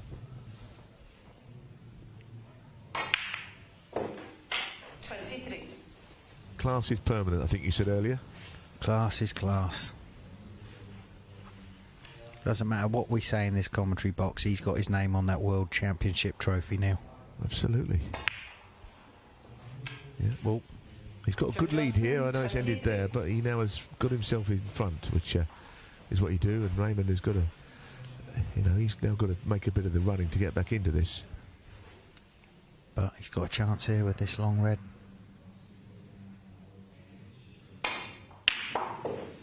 Beautiful, lovely pot.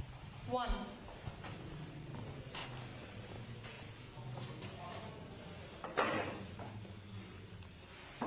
So he's 23 behind. He's one good positional shot here. And this is it. 2 very good shots in a row there, Raymond Fry.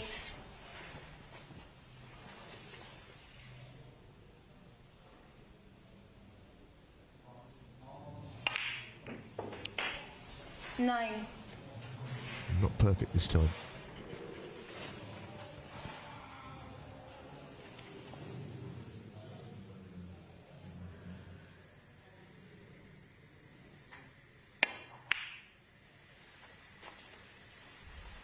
Top jaw again.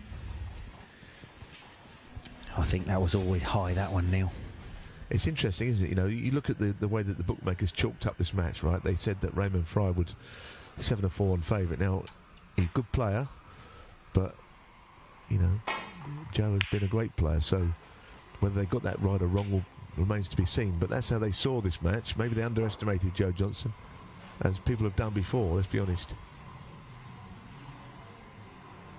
Betting's quite difficult, isn't it? I mean, the bookmakers, they're all priced up on these matches, but it's hard for them to gauge the players involved.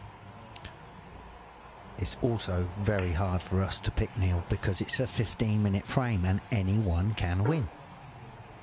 That's true.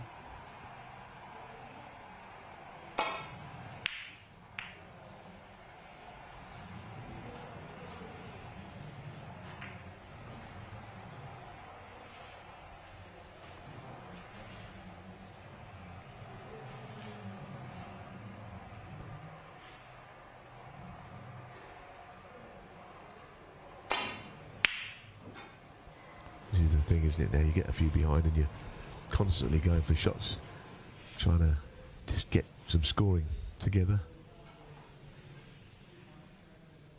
Yes, you see, Joe doesn't have to go for this. He will, but he doesn't have to.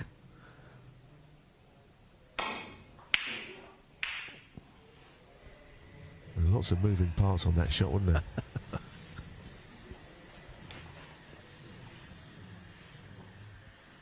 See, he could have just played safe off of that, or played safe off the other red, and you know, didn't have to go for it. You know, you can protect it. Oh, that's. Didn't want to hit that red, did he? No. Under any circumstances. He didn't get the worst nudge off it. It could have hit it full ball, would have been useless. But he's still in this. Raymond with a chance. The cue was coming over towards the green and that side of the table from this shot. Played it gently though. He just wanted to get some points back on the board there. 7. He's basically 3 balls away of sort of being level.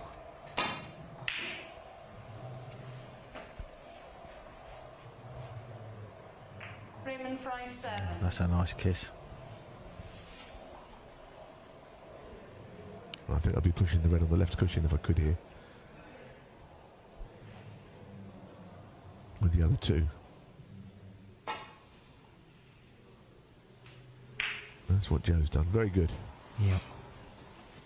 You have to remember as well, with some of these legends coming into play, Neil, how many years their eyes are giving their opponents. Well, that's right. That's right. And of course, yeah, that's the difficulty. The sort of the class is there, but sometimes just being able to execute the shots, see the shots, is not so easy. Anyway, here's another one for Joe. This is a real queuing test. Oh, he's nearly gone in off the other end there. Cue ball's good though, isn't it? That's what they call the shark shot. Great white.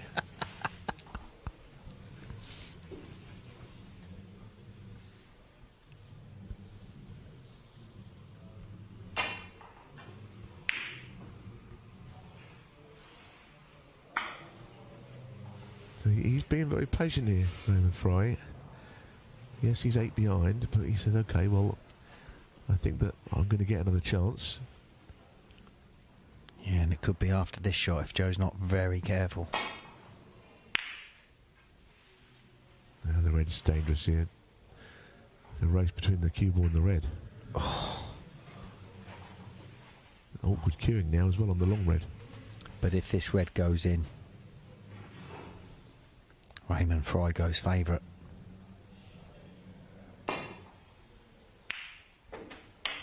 Just thinking, we haven't had a tie yet, have we? Which we saw you knock that long blue in the demo, first take. But we could still see another one at some point. Well, if this blue goes in. Lands on the red, he'll need a colour.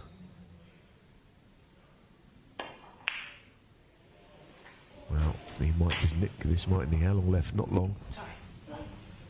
45 seconds or so. And if he plays it slowly here, he'll just nose himself in front. 7. Don't go in off or do anything ridiculous.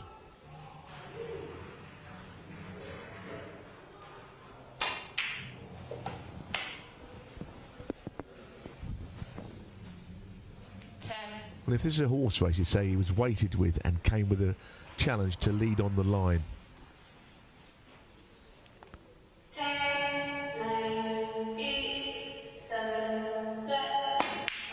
that was a close game. Very good game, wasn't it? Joe Johnson played well for a spell. He led for most of it, but Raymond Fry was very cool in the last minute, and he just got himself over the line. He's beaten the world champion, and he's through to the next round.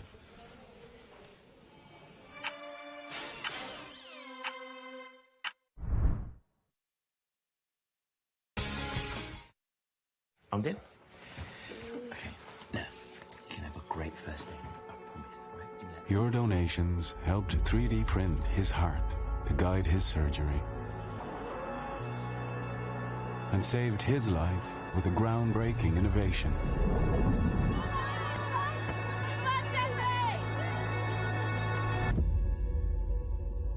And the future breakthrough that could cure her is closer than ever.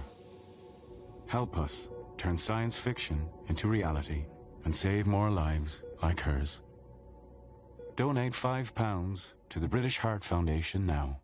All right, Till, what's that then? This, mate, is a Mark II Supermarine Spitfire. Speaking of life insurance, I've just got mine online at deadhappy.com. What? I wasn't speaking of life insurance. Yeah, no medicals, no paperwork, no annoying sales calls. Michael, what on earth are you on about? Dead Happy have redesigned their life insurance to be really easy and really cheap. Mick, are you being paid for this? Sign up now and they won't charge you for your first 2 months. Michael, are you doing this under duress? Are they blackmailing you? Blink twice if you need help. Dead Happy, life insurance redesigned. Don't listen to him.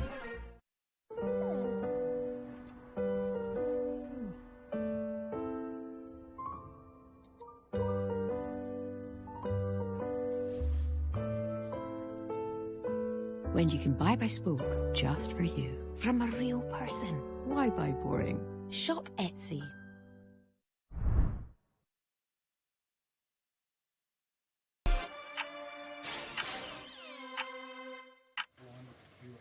A very warm welcome back to the Snooker Legends 900, and we now have our 4 semi-finalists, with Raymond Fry beating the 1986 world champion Joe Johnson. Yeah. How good was that to beat Joe, because he looked like he was playing quite well out there? Yeah, I got a couple of chances early doors and I didn't really make most of it, and I thought it was slipping away in the end, and I just sort of had to throw caution to the wind and try and make something happen. And lucky enough, I got the long red bridge and potted a good blue down the rail, and after that I was just glad to go over the line. 2 fabulous shots, actually, the red and the blue, Lee. Yeah, very good shots. I mean, I called it in the commentary. I said, if this red goes in, I fancy it. But then when I saw the cue ball going towards the cushion, you had no choice but to take the blue. But Joe put you under a bit of pressure. He potted some good long balls out there.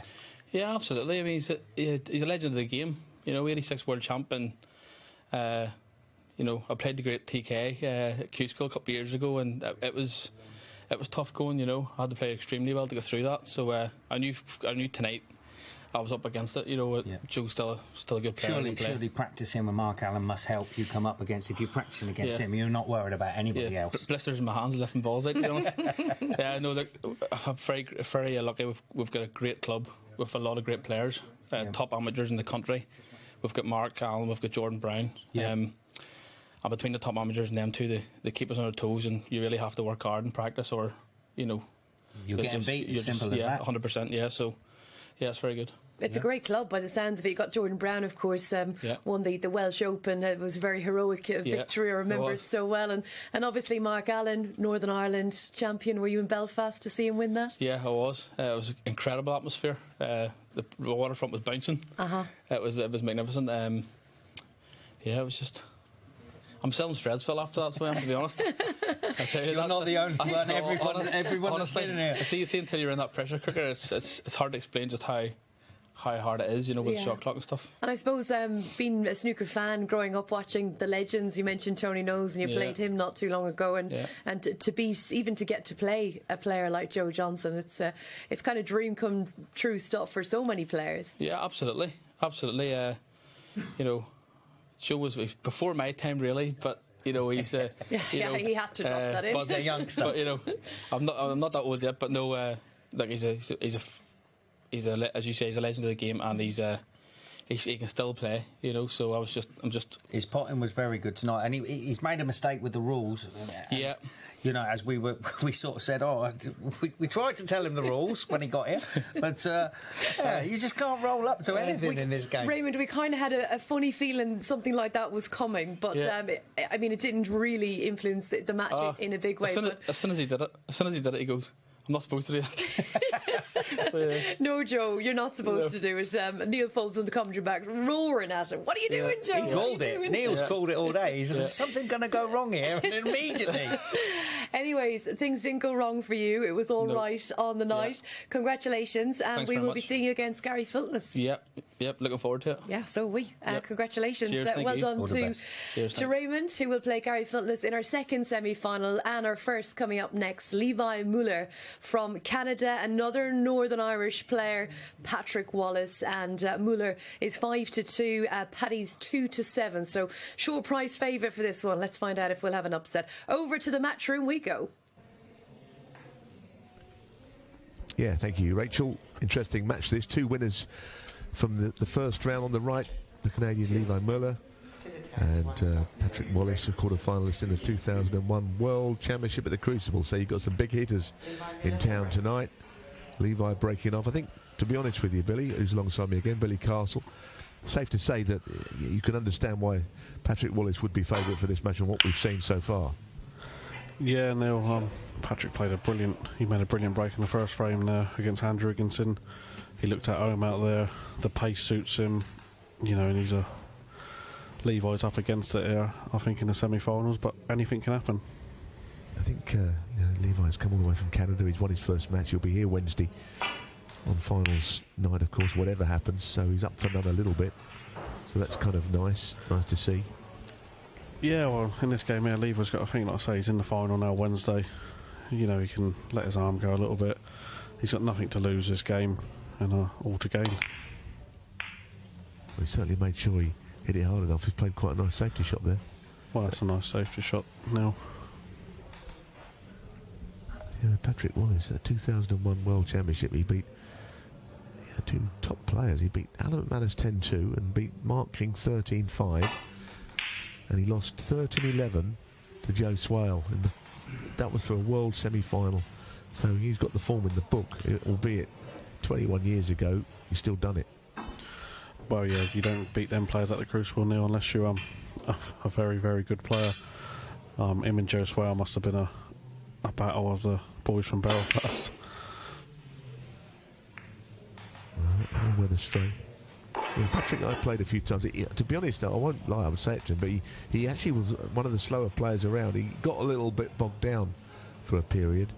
He was always better when he played quicker, but you know, his average shot times would have been way over the 20 seconds. So maybe playing a little bit quicker as he's got to might just clear his mind more easily. Some slow players just almost need to speed up. Others are just slow at thinking. I think Patrick can play quicker. Yeah, well, I was going back to Aaron Canavan last week. He was, you know, he used to get bogged down and all that, but, you know, this shot clock actually helped him out, and he said he enjoyed playing at that pace. So maybe that'll happen to Patrick as well, but that was an unexpected miss. This one there, yeah, that's right. The first frame he won against Andrew Higginson is sort of a distant memory now, but that was then, this is now. And of course Higginson will be back to fight again tomorrow night. Anyway, he could go into the bunch here. How much does he want to? Yeah, I'm not sure that's a plant. If you've got to be careful, that's a little dead plant there. Oh, you're right. Good job he never hit it any harder. Yeah, well, he's got a good chance there. Like I say, Patrick's given him a little opportunity, so you know, get back top side of the blue here. He's got a red over the pocket. He could score a few.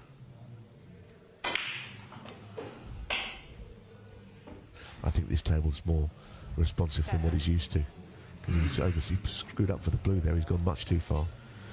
Yeah, well, like I say, I'm not sure, Levi, what table he plays on in Canada, but I'm sure, like I say, this table at the minute's playing so rapid and reactive, he wouldn't have played on many tables like this. Yeah, I think the table's done for him there. I tell you what, though, it could have been a little bit worse. I think he's left a red on. Yes, it's awkward queuing now, by the looks of it. Patrick might just opt to play safe here.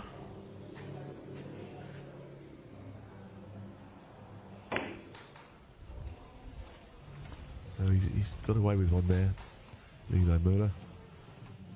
He's going to need another chance. Now, I think some club tables you might play on it abroad, perhaps, mightn't be the best. You know, well, that was nearly one that went in. I mean, certain places you go, the tables have been only recovered about once a year, even less than that. Yeah, well, like I say, a lot of clubs, you know, to recloth a table, it's at the minute so expensive, so once a year. It's a different ball game. This well. I think he's actually played this, you know. Nope. Yeah, I would have thought the same, but as you saw, he put his hand up to apologise. Yeah, I thought he played that in a way that it's a big pocket, but he's got a decent chance now to get back down to these two reds.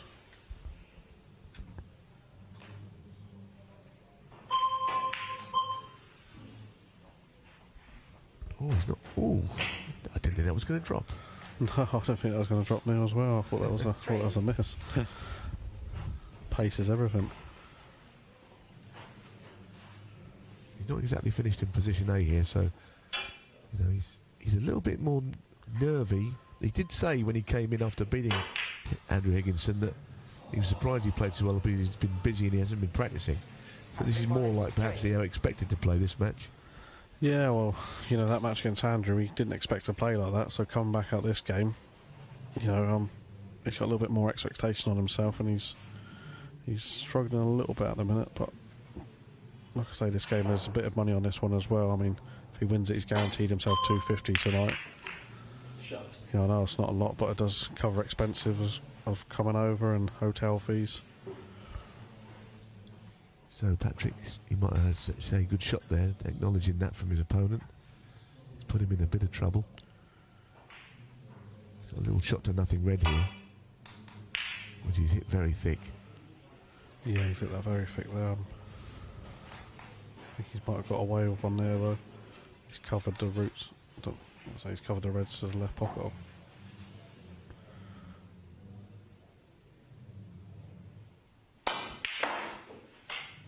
Nicely done. Oh, he's got a nice little kiss there now. From the gods, that kiss, but yeah, I think he deserved it. Yeah, well, that was a good pot there. It was a positive pot, you know, he played it at a nice pace.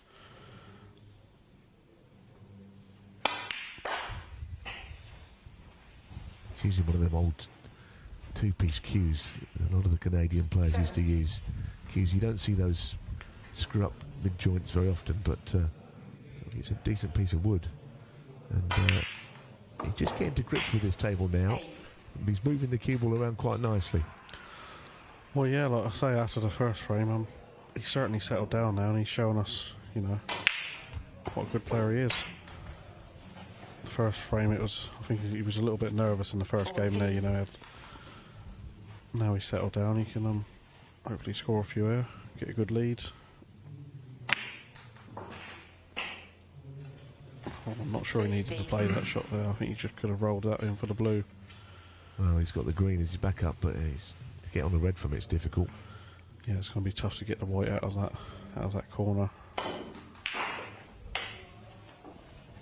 Still, just getting himself a few in front. Yeah, and he's got a little shot to nothing there.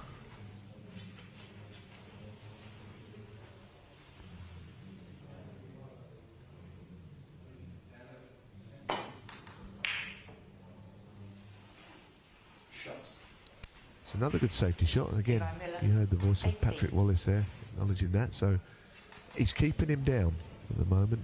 You've got a lead as Levi, and Patrick's playing a lot of shots under the baulk cushion, which is never any fun.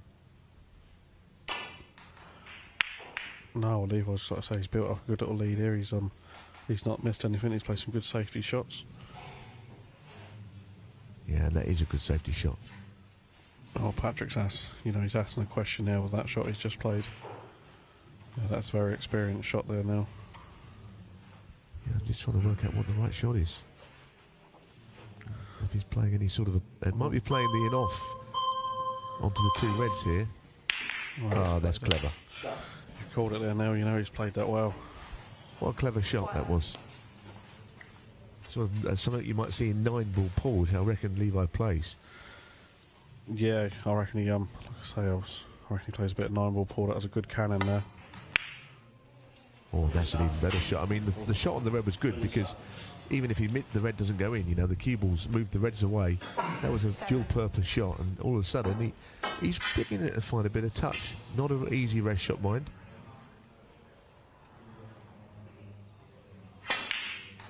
Wow, that's another lovely, lovely pot there in the centre of the pocket and all the rest. That was confident. 8. He's a different player than the first frame when we see him.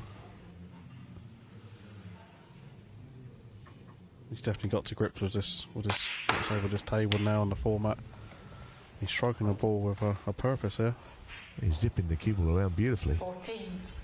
Oh, this is nice to watch. The cue ball's just running a bit away here. Got to be careful with this. Yeah, I say if he plays at playing ball, he's got the pink and black on that side of the table. Needs to pull up a little bit and it hasn't. 15.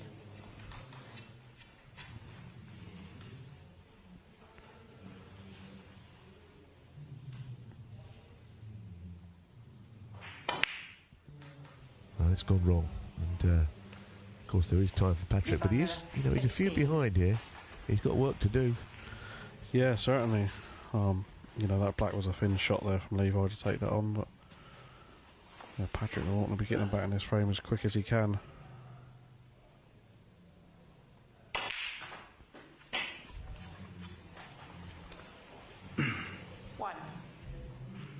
Certainly, I think on the basis of their first matches, there could have been a few lumpy bets going on Patrick Wallace, so he's got work to do. He's not favoured at the moment, but we'll see how it goes from here. Yeah, the bookies would have had Patrick as heavy favourite there, I believe, but... 6. Yeah, I think he's 7-2 on, but anyway, he could still win, I suppose. Yeah, he still needs a good pot here.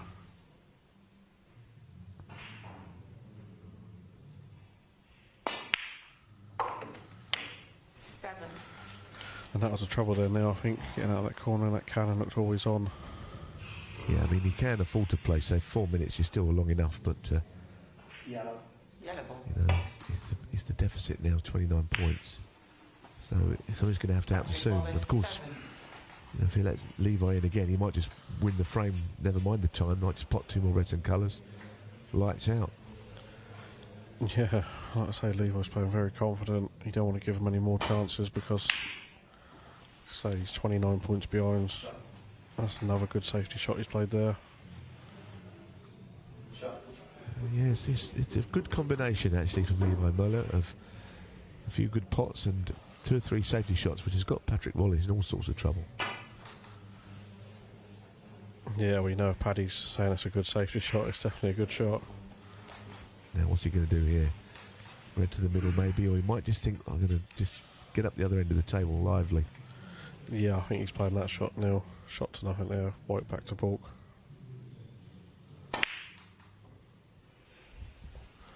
He has left it.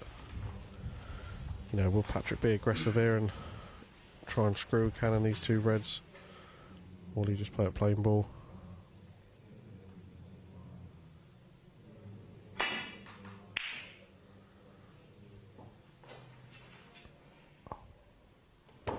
That's a fluke and a half, isn't it? Now, is it going to help him? Because he's not really got a shot to get on a red from whatever colour he plays. Yeah, I'm not sure if he could get the white back that side of the table where he is and play a plant.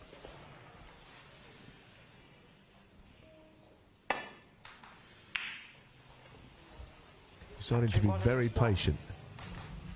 But now a red and a black from Levi Meiller, and all of a sudden he'll need a snooker. Anyway, at the moment he's in one of his own. Yeah, he's got to be careful where Levi just, play a sensible shot.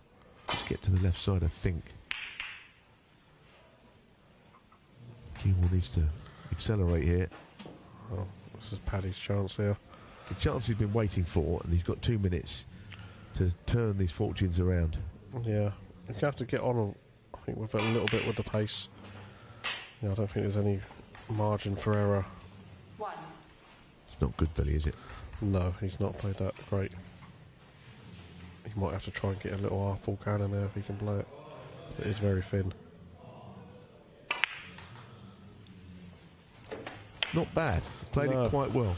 Yeah, he played that shot well there. 8. One good pot again.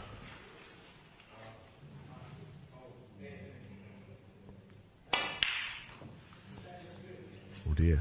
Well, here it is. Here's the moment, I think. If it cuts, although it might have just come away from the pocket a little bit. 20 in front. No need for Levi Meiller to rush. He can see the clock go down a bit here and keep it safe, and he's got 1 foot in the final for the night. Yeah, that's a good safety shot as well.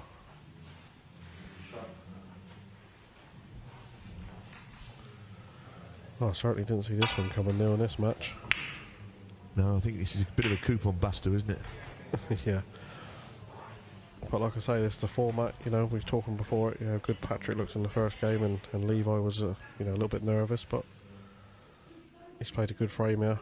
Yeah, this is the point. All these people can play snooker, all the people here, and there's an early concession, and very gracious in defeat. Patrick Wallace, who is the hero of the first round, been beaten by the Canadian Levi Meiller, and he is through to tonight's final.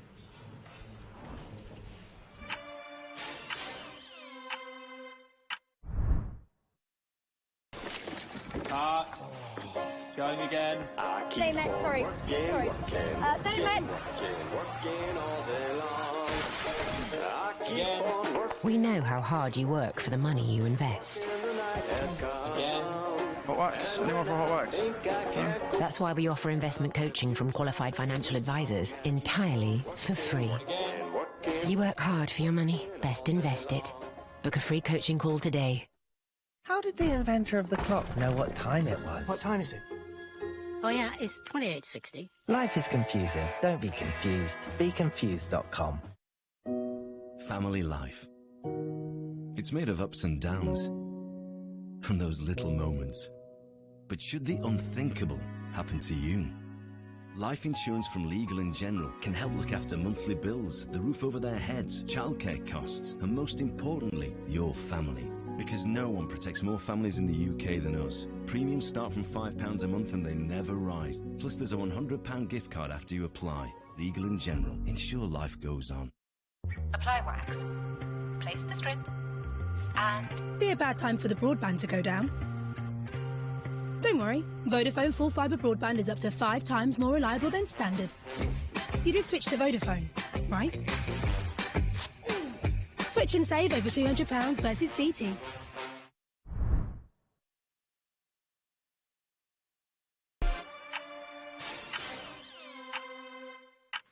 Welcome back. The Snooker Legends 900 Week 3. Good evening. If you're joining us for the first time, I say good evening. What time is it? Cocoa time. Neil, you were saying it doesn't feel like 12 a.m. and Joe said it feels like about 3 a.m. It does. But we're here all night. It's late night snooker, and wherever you're having your cocoa, at Snooker Legends, send us your pictures. And what do you like in your cocoa? What do I like in it? Yeah. Cocoa. Slip one in. I don't know. Maybe I thought he had something in his drink earlier. No. The shot he played. Yeah, I know. I'm only kidding. You played all right, actually. No, listen. I mean, how could I be so stupid? Rolling up into the park. Well, if you're going to not hit a cushion, do it in style and roll up, and nothing goes anywhere near a cushion. That's right. Yeah. I did say to Joe after the match, I said, you played well out there. And I was trying to not mention it, but I said, we are going to have to probably slag you off a little bit about it. But absolutely. As soon as you did it, you realised, right? You should see my phone. Yeah, everybody's told me. Everybody knows but me. But you started, to be honest, you played all right after that, and he just got you on the line, didn't he? Yeah, well, he did. I mean, he took those last balls very well. I mean, the blue that he rolled down the cushion, that's right. You know, that took nerve, because if it doesn't go in, he loses. And he knew that, so full marks, you know, for knocking that blue in. Well, it's great to have you with us. You're going to be with us for the rest of the night, and of course you will be back playing on on tomorrow night, because you're going to be going into the draw. Right, but we have got snooker happening all the time. So very quickly, I want to get your thoughts on Gary Filtness and Raymond Fry. Who do you think might win that, Joe? Well, Gary's he's got so much knowledge. You know, he's.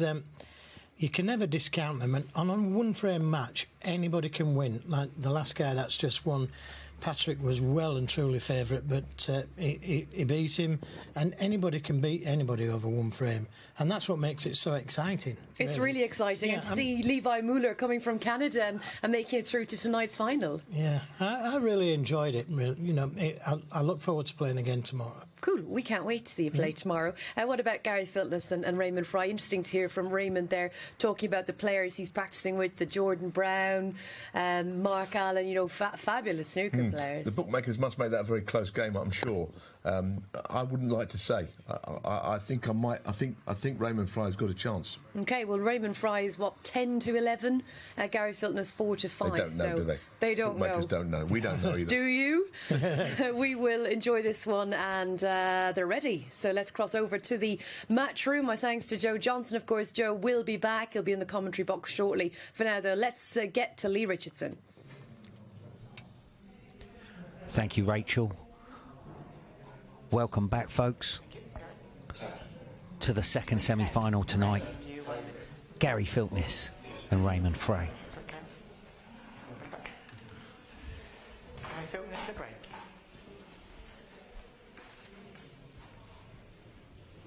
So Gary's won the toss. He's elected to break.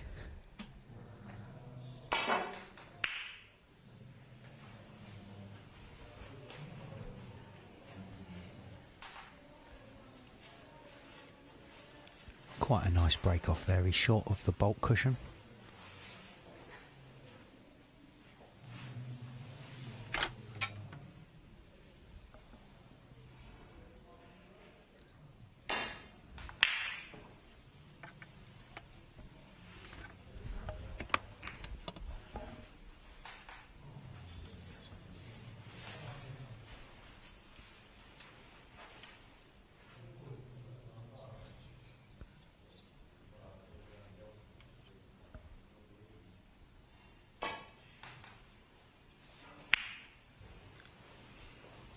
That's it. Gary's played the dump shot onto the black cushion there.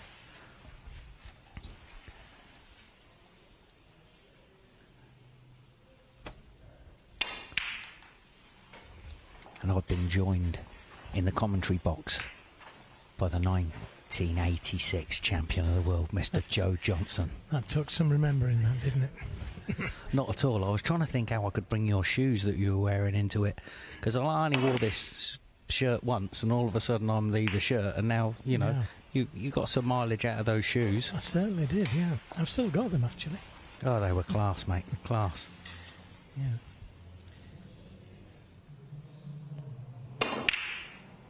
Now that's where I slipped up, rolling into the pack. Easily done. You're not the first person to make a mistake, Joe. We've had 3 weeks of them. It's been quite entertaining. Well, lesson learned. Now, I'm given to understand that both these guys have qualified for the final stages. Yes, so they'll be back Wednesday. So right now they're playing for money tonight. Yeah. So, and can you tell us what the prize money is for the winner and loser? Well, I think it's whoever wins tonight gets 500, and obviously, because you lost in the first round, you get a second chance tomorrow to play 4 new players, so they'll be joining us. Then, if you were to lose your first match tomorrow, it is home time. Not for you, obviously, as you're our legend for the week. Okay, what time's the bus? you won't be needing it, mate. You potted well tonight. Yeah, I was happy enough the way I played. Now this is a tricky red to the middle. Red's all over the place, so lots of pressure on it, and that's a good pot. And with the reds spread like they are now, every chance of developing a good break here. This is when you can use your 20 seconds, Joe. You know, it's at the moment with the balls like this, you know yourself 20 seconds is plenty of time. Oh yeah, yeah. Yeah, I didn't get the countdown once. So, you know, I was happy enough. 9. And these guys are all good players, so they know what they're going to play. And providing they're not in too much trouble in the safety,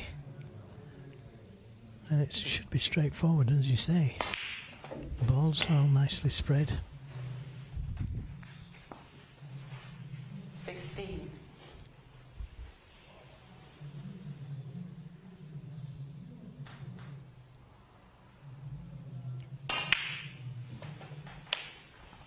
Just left that one a little short for comfort. Always a little tricky, these. Missable. Hampered over those reds. Just got to concentrate on that pot, Joe, and he's got reds all over the place to play for.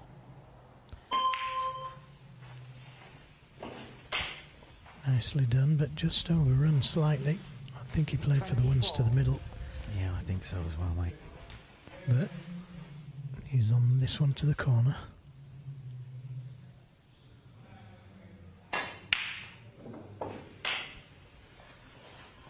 Yeah, nicely recovered, nicely on the black. A nice break developing here.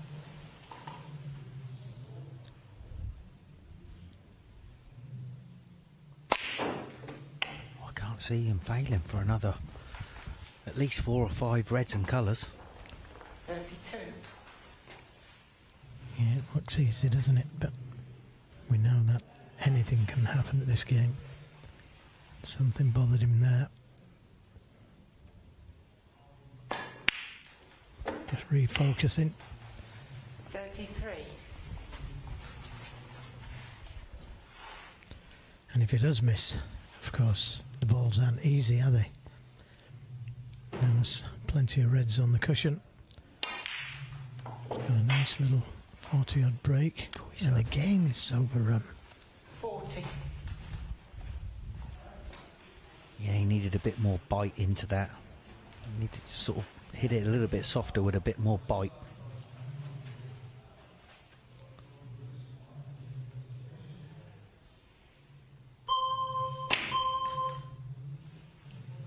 Yeah, when that buzzer starts sounding, it's panic stations, but look where the cue ball's landed. God dear, that will have... I think that might have upset Gary a little bit, Joe. Yeah, well, it's just the run of the ball, isn't it? You know, you can't help it, you're going to take it when you get it. Yeah, but the best thing is he's still got 9 minutes left in this frame.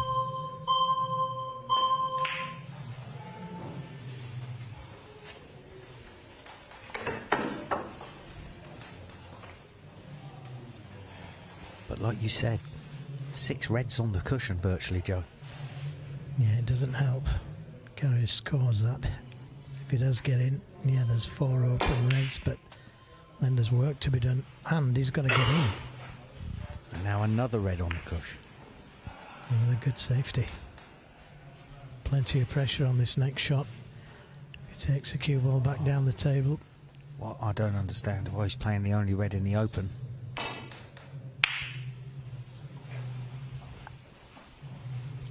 Yeah, I'm with you there. I thought he may have brought one of the reds off on the right side cushion. Yep.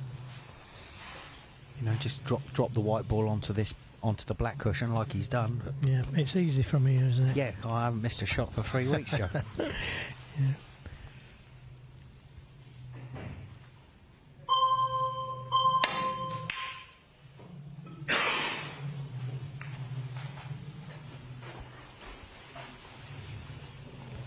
Again, lots of pressure on either shot he plays. Has to go in this, otherwise he's going to be leaving reds on.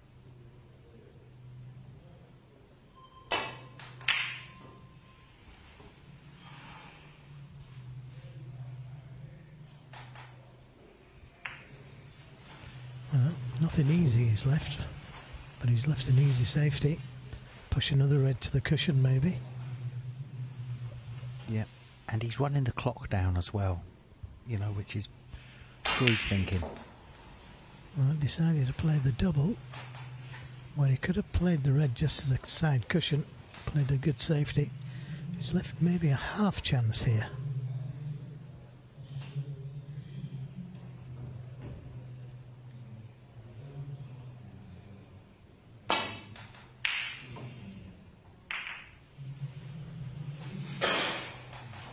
If that had gone in, I wished he'd have played the safety. It's finished up good though.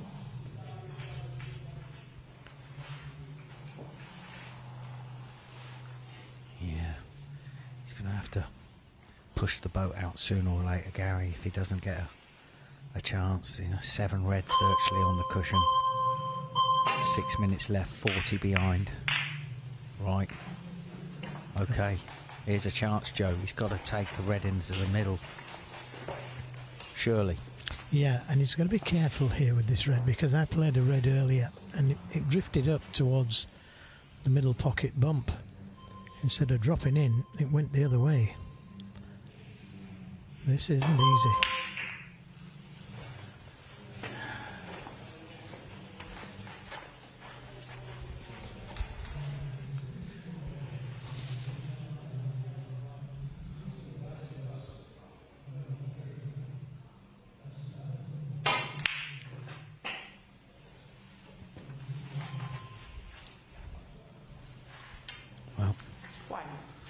Another good pot into the middle. Yeah, just taking his time, running the clock down, like you say.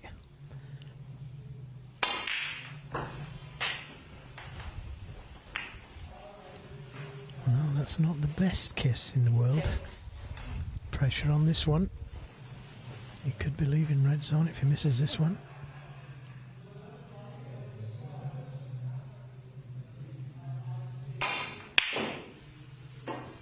Where's it going to finish? He's definitely left one to the corner, but can you see the one to the middle stunned down for the black? No. So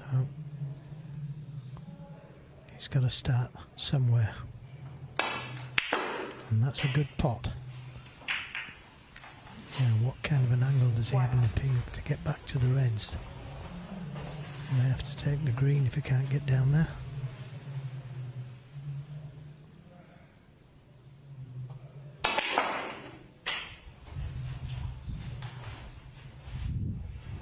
Never worked the cue ball there, did he? Oh, I think he's played more of a stun than a top shot there, Joe. Yeah, I think he wanted a lot more top spin on it. I think he's going for this, is he? No, he can't do, surely. Well, he may have felt he had no choice. Oh. Oh. 47, Frank. That's conceded. That was it. He's had enough. Well, Joe, that was a bit unexpected. Very so, much so. Okay, well, folks, that's it then. Raymond Fry into the final. Before we know that, we'll get feedback from the studio. So, see you shortly.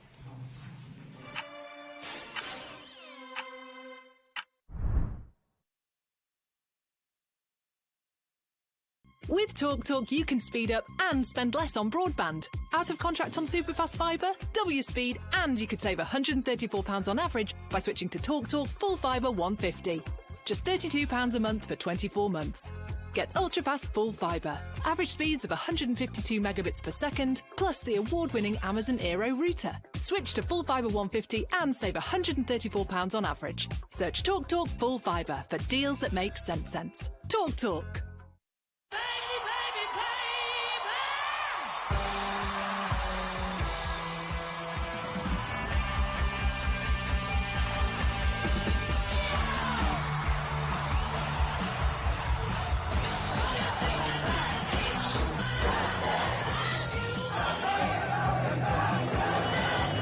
Contraceptive pill is now available for women.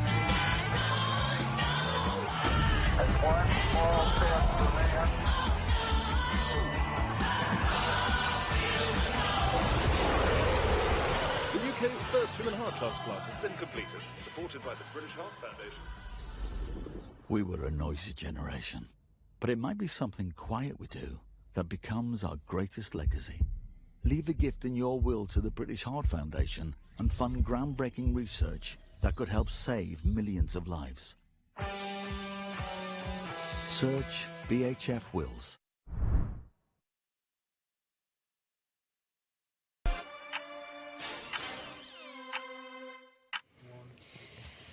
The final is on the way, folks. Monday night, of course, week 3, and we've been enjoying all the drama and the fun of this format. And not too much fun there for Gary Filtness. Mad to get to bed, was he? Enough balls on the table? Well, he made a mistake of some kind. I mean, he had 4 minutes left. There was enough points left. So I do think that Raymond Fry looks a good player, actually. I mean, I had a feeling he was. I'd seen him play once before. The game against Joe, he did well to win that. And he's moved up a gear, hasn't he, a little bit there? Yeah. In the famous words of Rhiannon Evans, head in shed moment. Was he looking at the wrong clock? Well, whatever it was, there's still a little bit of time, but I think with the way the balls had run, I think he's probably got himself at it a little bit and blown up. Head in shed. Head in shed. As I said, we've all been there, and we might be there again tonight. Who knows? Fantastic final, though, and Levi Meiller, who we were talking a lot about at the top of the show, was great to hear from him from Canada. You know, a lot of people getting behind him, and the fact that they raised the money to get here. He's already on good money, and everyone that's tuning in from Canada and his club and everyone he practices with, his friends, his family, they're going to be so excited to see him in the final. I thought he cued nicely in that second match, you know. I mean, Patrick Wallace looked so good in his first game. You couldn't really had him on your mind to win that, but he did play quite well, you know. He gradually found his touch. You can see he's quite a nice cueman, isn't he? People are jumping up and down with how much money they've just lost on Patrick Wallace there, because when you look at the two players, the way they both played first matches, I mean, Levi was all over the place in the first match, and Patrick Wallace looked like world champion. But they're dancing on the streets in Toronto, aren't they? Everyone is. That they are, and we are ready to get the draw underway. Just a reminder... I thought you were going into song and dance then, Neil. In the bag, we have the 4 losers from tonight and the 4 new players that will be joining week 3. And number 1 is Andy Lavin, former professional, practiced with Ken Doherty for years. We'll play number 8. Andy will play... It's only the 1986 world champion. That's Joe Johnson, number 8. And next out is... 7. Number 7 is Andrew Higginson, who did lose tonight, but he was favoured to win the group, and he's been a size 18 in the world. Number 4. He will play. It's always going to be a tough match for anyone. The top Scottish junior champion, Liam Graham. Oh, that's not a nice draw for you, then. No, not at all. Right, number 3. Number 3 is Dean Sycamore, who's a big price. Bit of an outsider, but you just never know this format. Number 2. Number 2 is Mark Ganterton, another former professional. Yeah, so the 2 guys that didn't play tonight play each other. And then we've got left number 6. Number 6 is Matt Ford, local player. Maybe nerves got the better of Matt tonight. We'll play number 5. And he will play Steve Bird, who we also saw tonight. Only got the call up on Wednesday, so some fascinating matches there. We will chat a little bit more about those. But just before we get the final underway, guys, the prediction, Levi Meiller or Raymond Fry. Now, the bookies have, well, got a couple of matches wrong, I guess, and then the odds have been upset. Who would you make favourite? I think Raymond Fry's favourite, but he's not a bigger favourite as Patrick Wallace was to beat him. So, you know, that shows you. You know, I'm interested. I'll tell you what, I'm kind of rooting for Levi. Not anything against Graham, because... Andrew...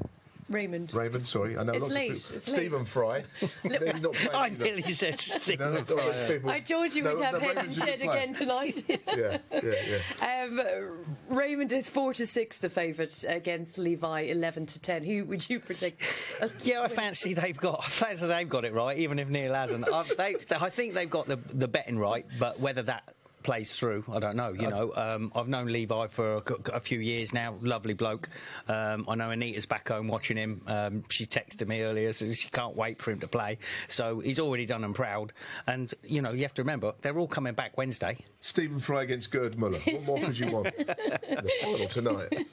What about tomorrow night then? Let's just confirm that draw for you. And we'll be looking forward to some real tough tussles, as we've already told you about. But let's just clear it all up. Andy Lavin, Joe Johnson will be first tomorrow night. Andrew Higginson, Liam Graham, Dean Sycamore, Mark Ganterton, and Matt Ford and Steve Bird. Sauciest match, and who's going to be the one to win? I think Joe Johnson's got a tough match with Andy Lavin there. Definitely a tough match. Then, of course, you've got the Scottish youngster versus Andrew Higginson. I mean, this is very... And quite nice that Steve Bird and Matt Ford have got a chance against each other to get into Wednesday, because they both missed out tonight. But it is, you know, massive tomorrow, because everyone wants to get to the Wednesday to play in the weekly final for a place in the grand final the 23rd of November. The first match is massive tomorrow. Like I was chatting to Joe earlier, and I said, look, if you lose tomorrow, that's it. Bus ticket, home time. OK, right, well, it's not home time just yet for two players tonight, Levi Meiller and Raymond Fry, and hopefully it's not bedtime for you, because we've got the final coming up on the other side of the break.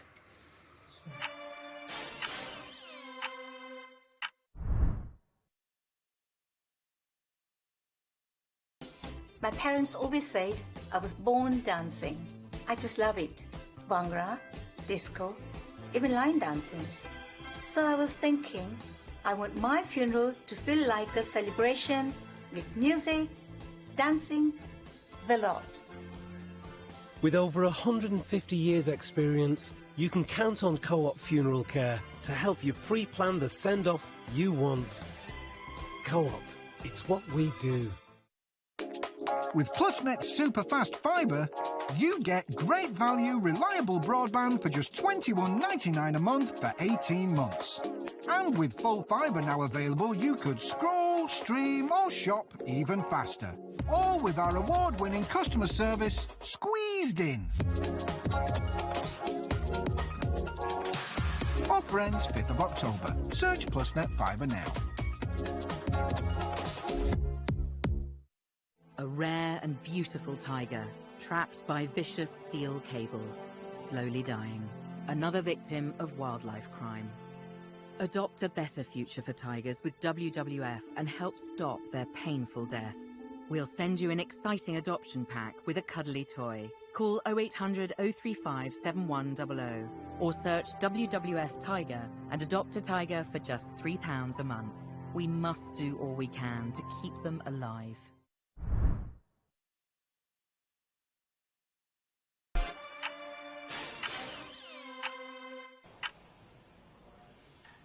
Thank you, gentlemen. Levi? Yes. Welcome back. And this is the final, this Monday night final. On the left, Levi Meiller of Canada against Raymond Fry of Northern Ireland. Both players have been very good in their matches. And here's tonight's final. And it is Levi to break off. Joe Johnson alongside me in comms. I think Raymond Fry is favoured for this match, but Levi Meiller played so well to beat Patrick Wallace. Yeah, I was very impressed with Mr. Fry. He played exceptionally well, played a very good blue in the latter part of my game. Didn't see much of Muller. So looking forward to this one. Yeah, and in red. It's nice to think that, you know, he's playing for the money, as we said earlier on. I heard you speaking with Lee about it, and you know, either way, both players are back on Wednesday for a chance to win the whole week's event.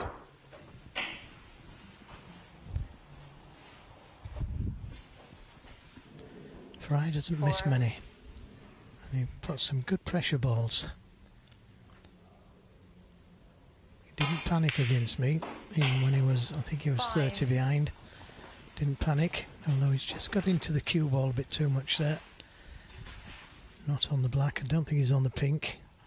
I've got to remember to hit a cushion. The cue ball or the object ball. Raymond Fry, 5. Yeah, I mean, it's so costly, Joe, isn't it? I mean, you're not just saying it because it will happen to you, but it is costly because ball in hand is it's a big advantage, isn't it, when you have got that in your favour? Yeah, that's right. Fry went in off against me and I could place a cue ball when I wanted and really set me up, really. Should have made more. Rules that you've got to get used to. I can assure you that I'll never make that mistake again that I made. Okay, well, we hope that's true. We saw it in the snooker shooter, actually. Amina Miri, the Moroccan player, did it twice in a match against Michael Holt in the first round, had him beaten, lost, and then, of course, Holt won the whole thing. Anyway, that's a good safety shot from Muller, although hitting the blue on the way up, which wasn't on his spot, was not very good, I suppose. Yeah, and there's a chance here. I think it's pretty straight, so I don't think he can get close to the black, which would leave him with a fairly difficult black. Yep, not gimmies, are they? And he could have got closer, as I saw there. Now, a chance for more.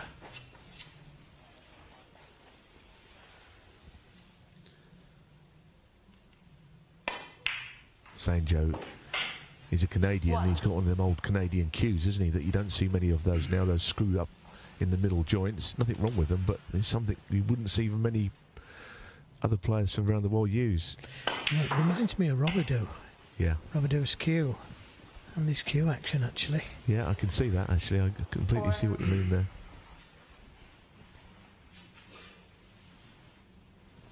There's been some very, very good Canadian players over the years. But he's missed that one.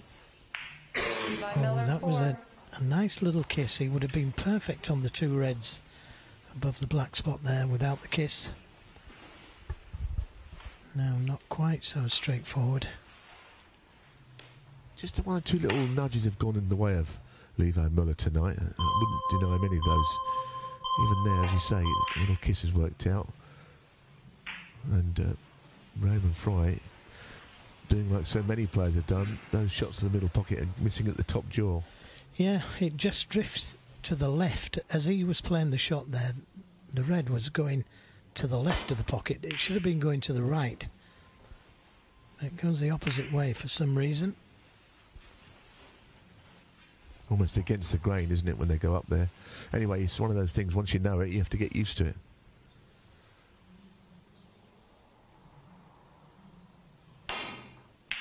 Yeah, very good pot. Now, what kind of an angle does he have, if any?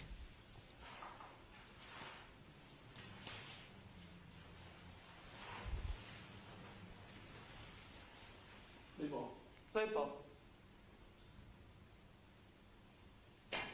He's playing the waiting game there, and I suppose you're looking to get the snooker, which he hasn't done. In fact, he's not really gained any advantage, because Levi Meiller could possibly get him back in there if he plays a good safety shot here.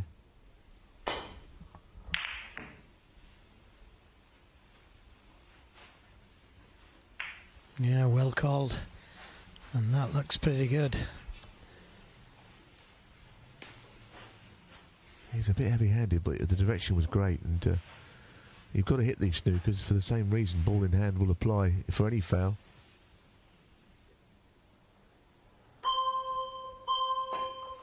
Yeah, it's good to remind the viewers about that.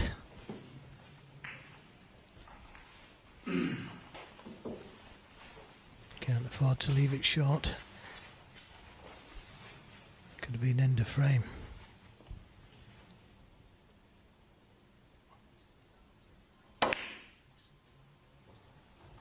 Again, top angle. And both players will know about that drift. These are the ones that, in playing safe, you can get the double kiss on these. The red's so close to the cushion. I think he may have actually just avoided it, I'm not sure, but it's good.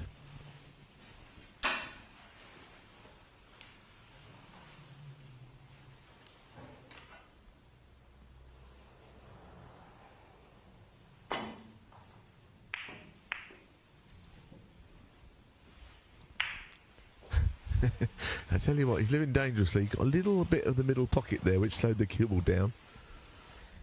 Yeah, helped with the safety, didn't it? That little bump.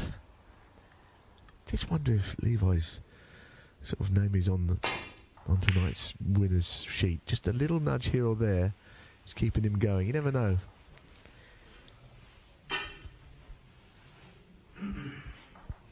Another good safety.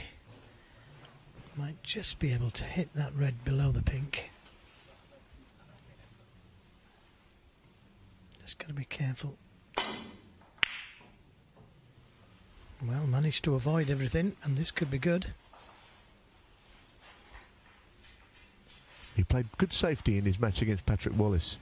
3 or 4 quite kept him out basically for the whole quarter of an hour. Oh, 900 seconds.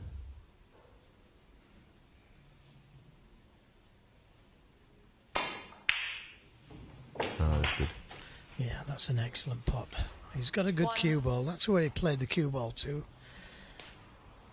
Now, he can't just roll up behind the blue. That's a mistake that I could have made very easily. Got to touch a cushion. Raymond Fry 1. And I think he's left the gap.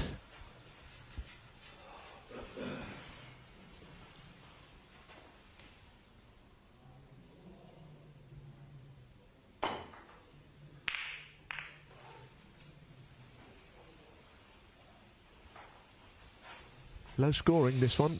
Past halfway, 7-4 only to Raymond Fry. Man from Northern Ireland against the Canadian.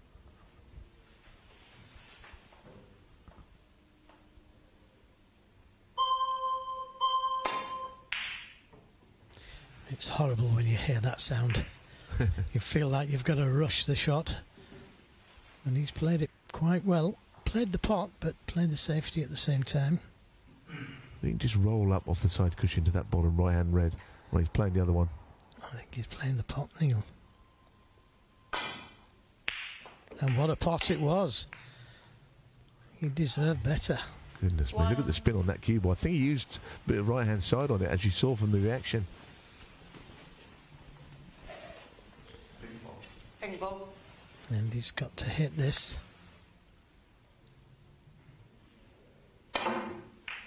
Oh, that's a disaster. Levi Meiller 1. Raymond Fry 6. Ball in hand. Yeah, I mean, he could get to the black maybe, but, you know, as you say, he had to hit it. That could be decisive, couldn't it, in a tight match like this? Yeah, I think one of the reasons why he missed the pink, he was trying to catch it half ball, send the cue ball down the table, but it was a dangerous shot to play.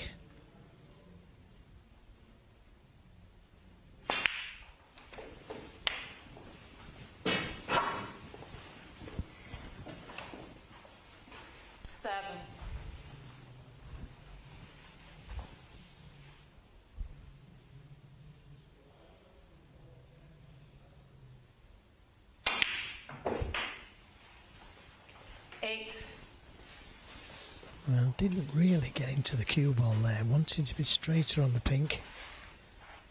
Wrong side of the pink to get to the reds now. So, getting to the next red's going to be difficult. Taking the points instead, which I suppose is not the worst idea, but it still means his lead is not a huge one.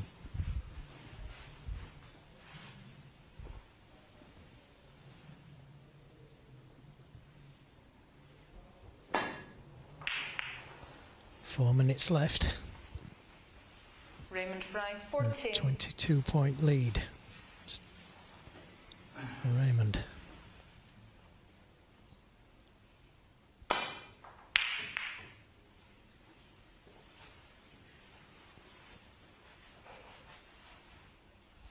Plays a good safety though, doesn't he, the Canadian? He does get those shots off to a tee. Well, that's what the Canadians were always good for, Neil, wasn't it? Good safety. Think of Thorburn, Robidoux, Werbenek, Stevens. Well, that was a little fortunate, catching the other red And the cue ball finishing close to the cushion. The time is knocking on. It gets to the stage where you've got to take a risk. I'm not sure how this cue will keep ends up down the other end of the table because there's been a few slight errors being made.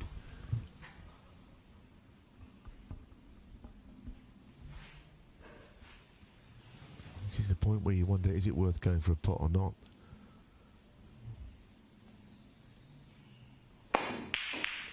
Yeah, I'm with you there. I didn't think that he needed to go for that. I could have left something a lot easier. I think if you're 20 behind, you have to go for it. 20 in front, you might think again. Exactly. But he's got very fortunate there. Missing the red by so much. Showing a lot of patience here, Levi, hoping that something will come. 2.5 minutes is enough time.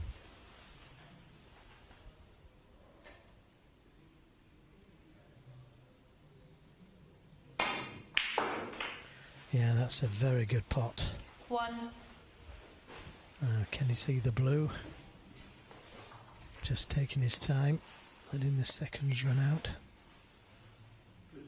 Blue.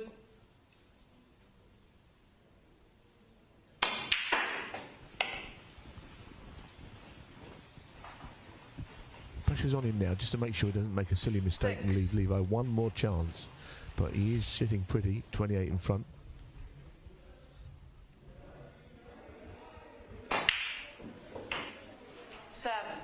Staying at the table, Joe, isn't it here? While you're at the table, you're not going to lose, basically. Simple as that. Exactly, and he's just taking his time a little. Nothing wrong with that.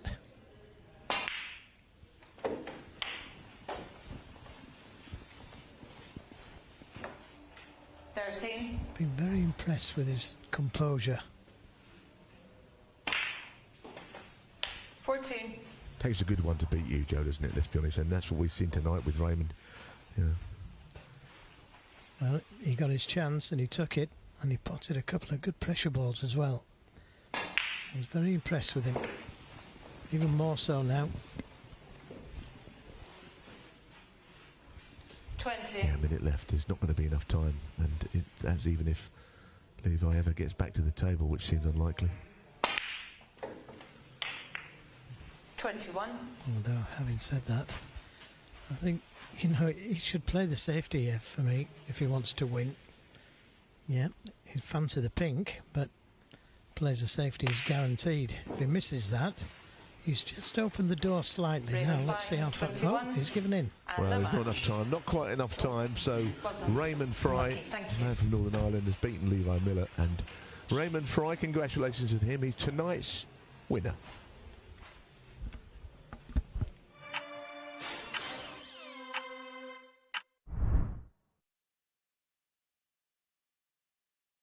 I can look at 12 horses and the form all at once. Come on. The app is my paddock. Once the race starts, we don't bother with cheers in our house. When the race is on, I try to remain calm. If it's possible to love a four-legged beast and a wee tiny man sitting on top here, then I love you!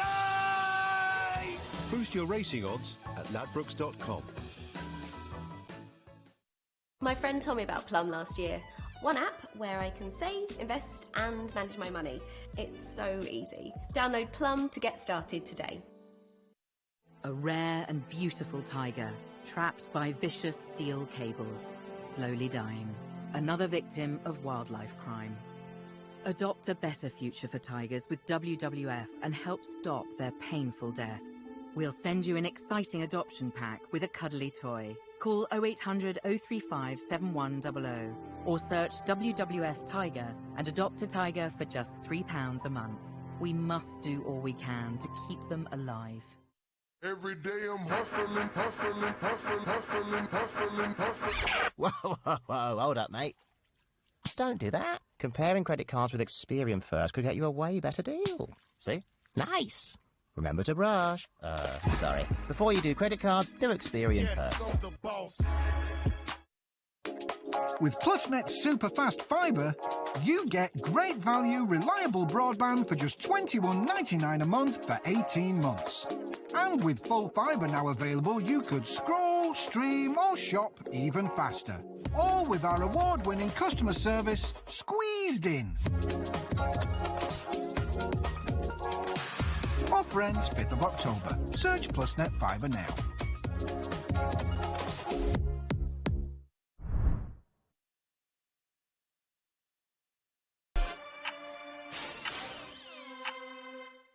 Oh, what a Monday night it's been. The Snooker Legends 900, and our first winner this week is Raymond Fry. Congratulations. Yes, thanks very much.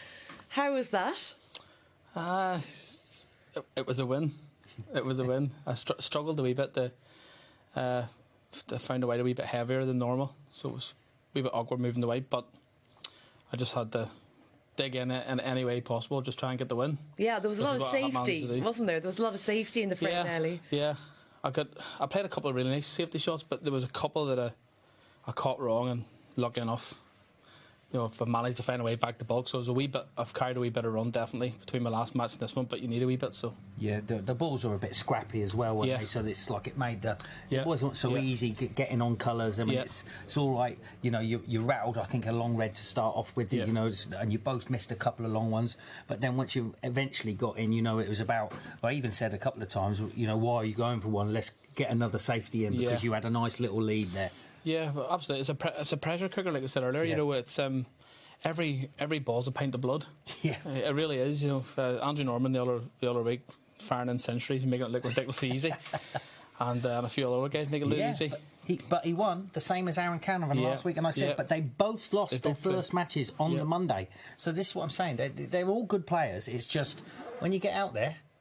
The pressure's on. Anything can be missed, and anyone can win. Yeah, every ball you just think that it could be your last shot, even though the frames go a bit scrappy and stuff, and you're thinking I might get back to the table, but you can't take that risk. And then you think I've got this a long one that I sort of 60-40 fancy, but you think I better go for it in case I don't get another chance. Yeah, exactly. Well, it's sometimes if trying to protect a lead, you know, if it's not enough, it can be as hard as, you know, making a few more and seeing out the match. You're going to have confidence. We're talking about the losers from Monday going on to win the last 2 weeks. But look, it's better to win your two matches tonight and carry that bit of form into Wednesday. Yeah, I'd love to say I come over full of confidence. the last 3 or 4 weeks I've had a few bad beats in tournaments back home, and I felt as if I was queuing around corners a wee bit. But where are those players now? Are they playing on front of the TV? No, that's it. I mean, the only thing that when it mattered, I held myself together and potted the pressure balls when I had to. And that, to me, I'm happy enough with that. I know the rest of the game will come. And you've got to be in it to win it. Plus, you've got a couple of quid spending money in your absolutely. Pocket. Yeah, fantastic event. Buzzing. Good boy. We're buzzing on caffeine and and snooker. It's been absolutely fantastic tonight. Congratulations, our Monday night winner, Raymond Fry. And let's have a little look back on how it all happened for Raymond this evening. Of course, he did get the better of Joe Johnson. Quite a dramatic frame of snooker that was. And then Raymond Fry beat Gary Filtness. And of course, Levi Meiller. By the way, we'll see Levi back on Wednesday, so great run tonight for the Canadian, but that is where he fell, the final hurdle against Raymond Fry, who I have to say I've never seen play before, but I was really impressed. I thought he was really, really good this evening, Neil. Yeah, he played really well. I mean, I have seen him play once and I thought he was a decent player then. Yeah, he was the best player of the night. I don't think anyone could argue with that, really. Levi did himself no harm at all in getting there. He's a good safety player, Levi Meiller, but Raymond was just a little bit better in the scoring department, wasn't he? Well, again, he warmed into the night, didn't he, Levi? You could tell that the first match they were both absolutely under so much pressure. You know, they didn't enjoy it, either of them. So it was like, you know, I mean, talk about head in shed. They both were bang in trouble. But then Levi improved the next match. Of course, you got to beat Patrick Wallace. He's never going to give you anything. And then he's played OK in the final. A lot of good safety shots. I think that was the shock of the night, really, was that semi-final. Patrick Wallace against Levi Meiller. Most people thought that Patrick would win after the 70-odd against Higginson. Didn't happen for him. So easy blue. He missed an easy blue rolling in the middle. Yeah. And you mentioned the first match, Matt Ford and Levi Meiller. Do you think like Matt will gain a lot of confidence, because he looked like really edgy to me? I don't think he's getting any confidence out of that tonight. Who, Levi? Sorry, or Matt? Can you build on that? I mean, I can't see it. He's going to have to stick 16 hours of practice in tomorrow. He's ruthless.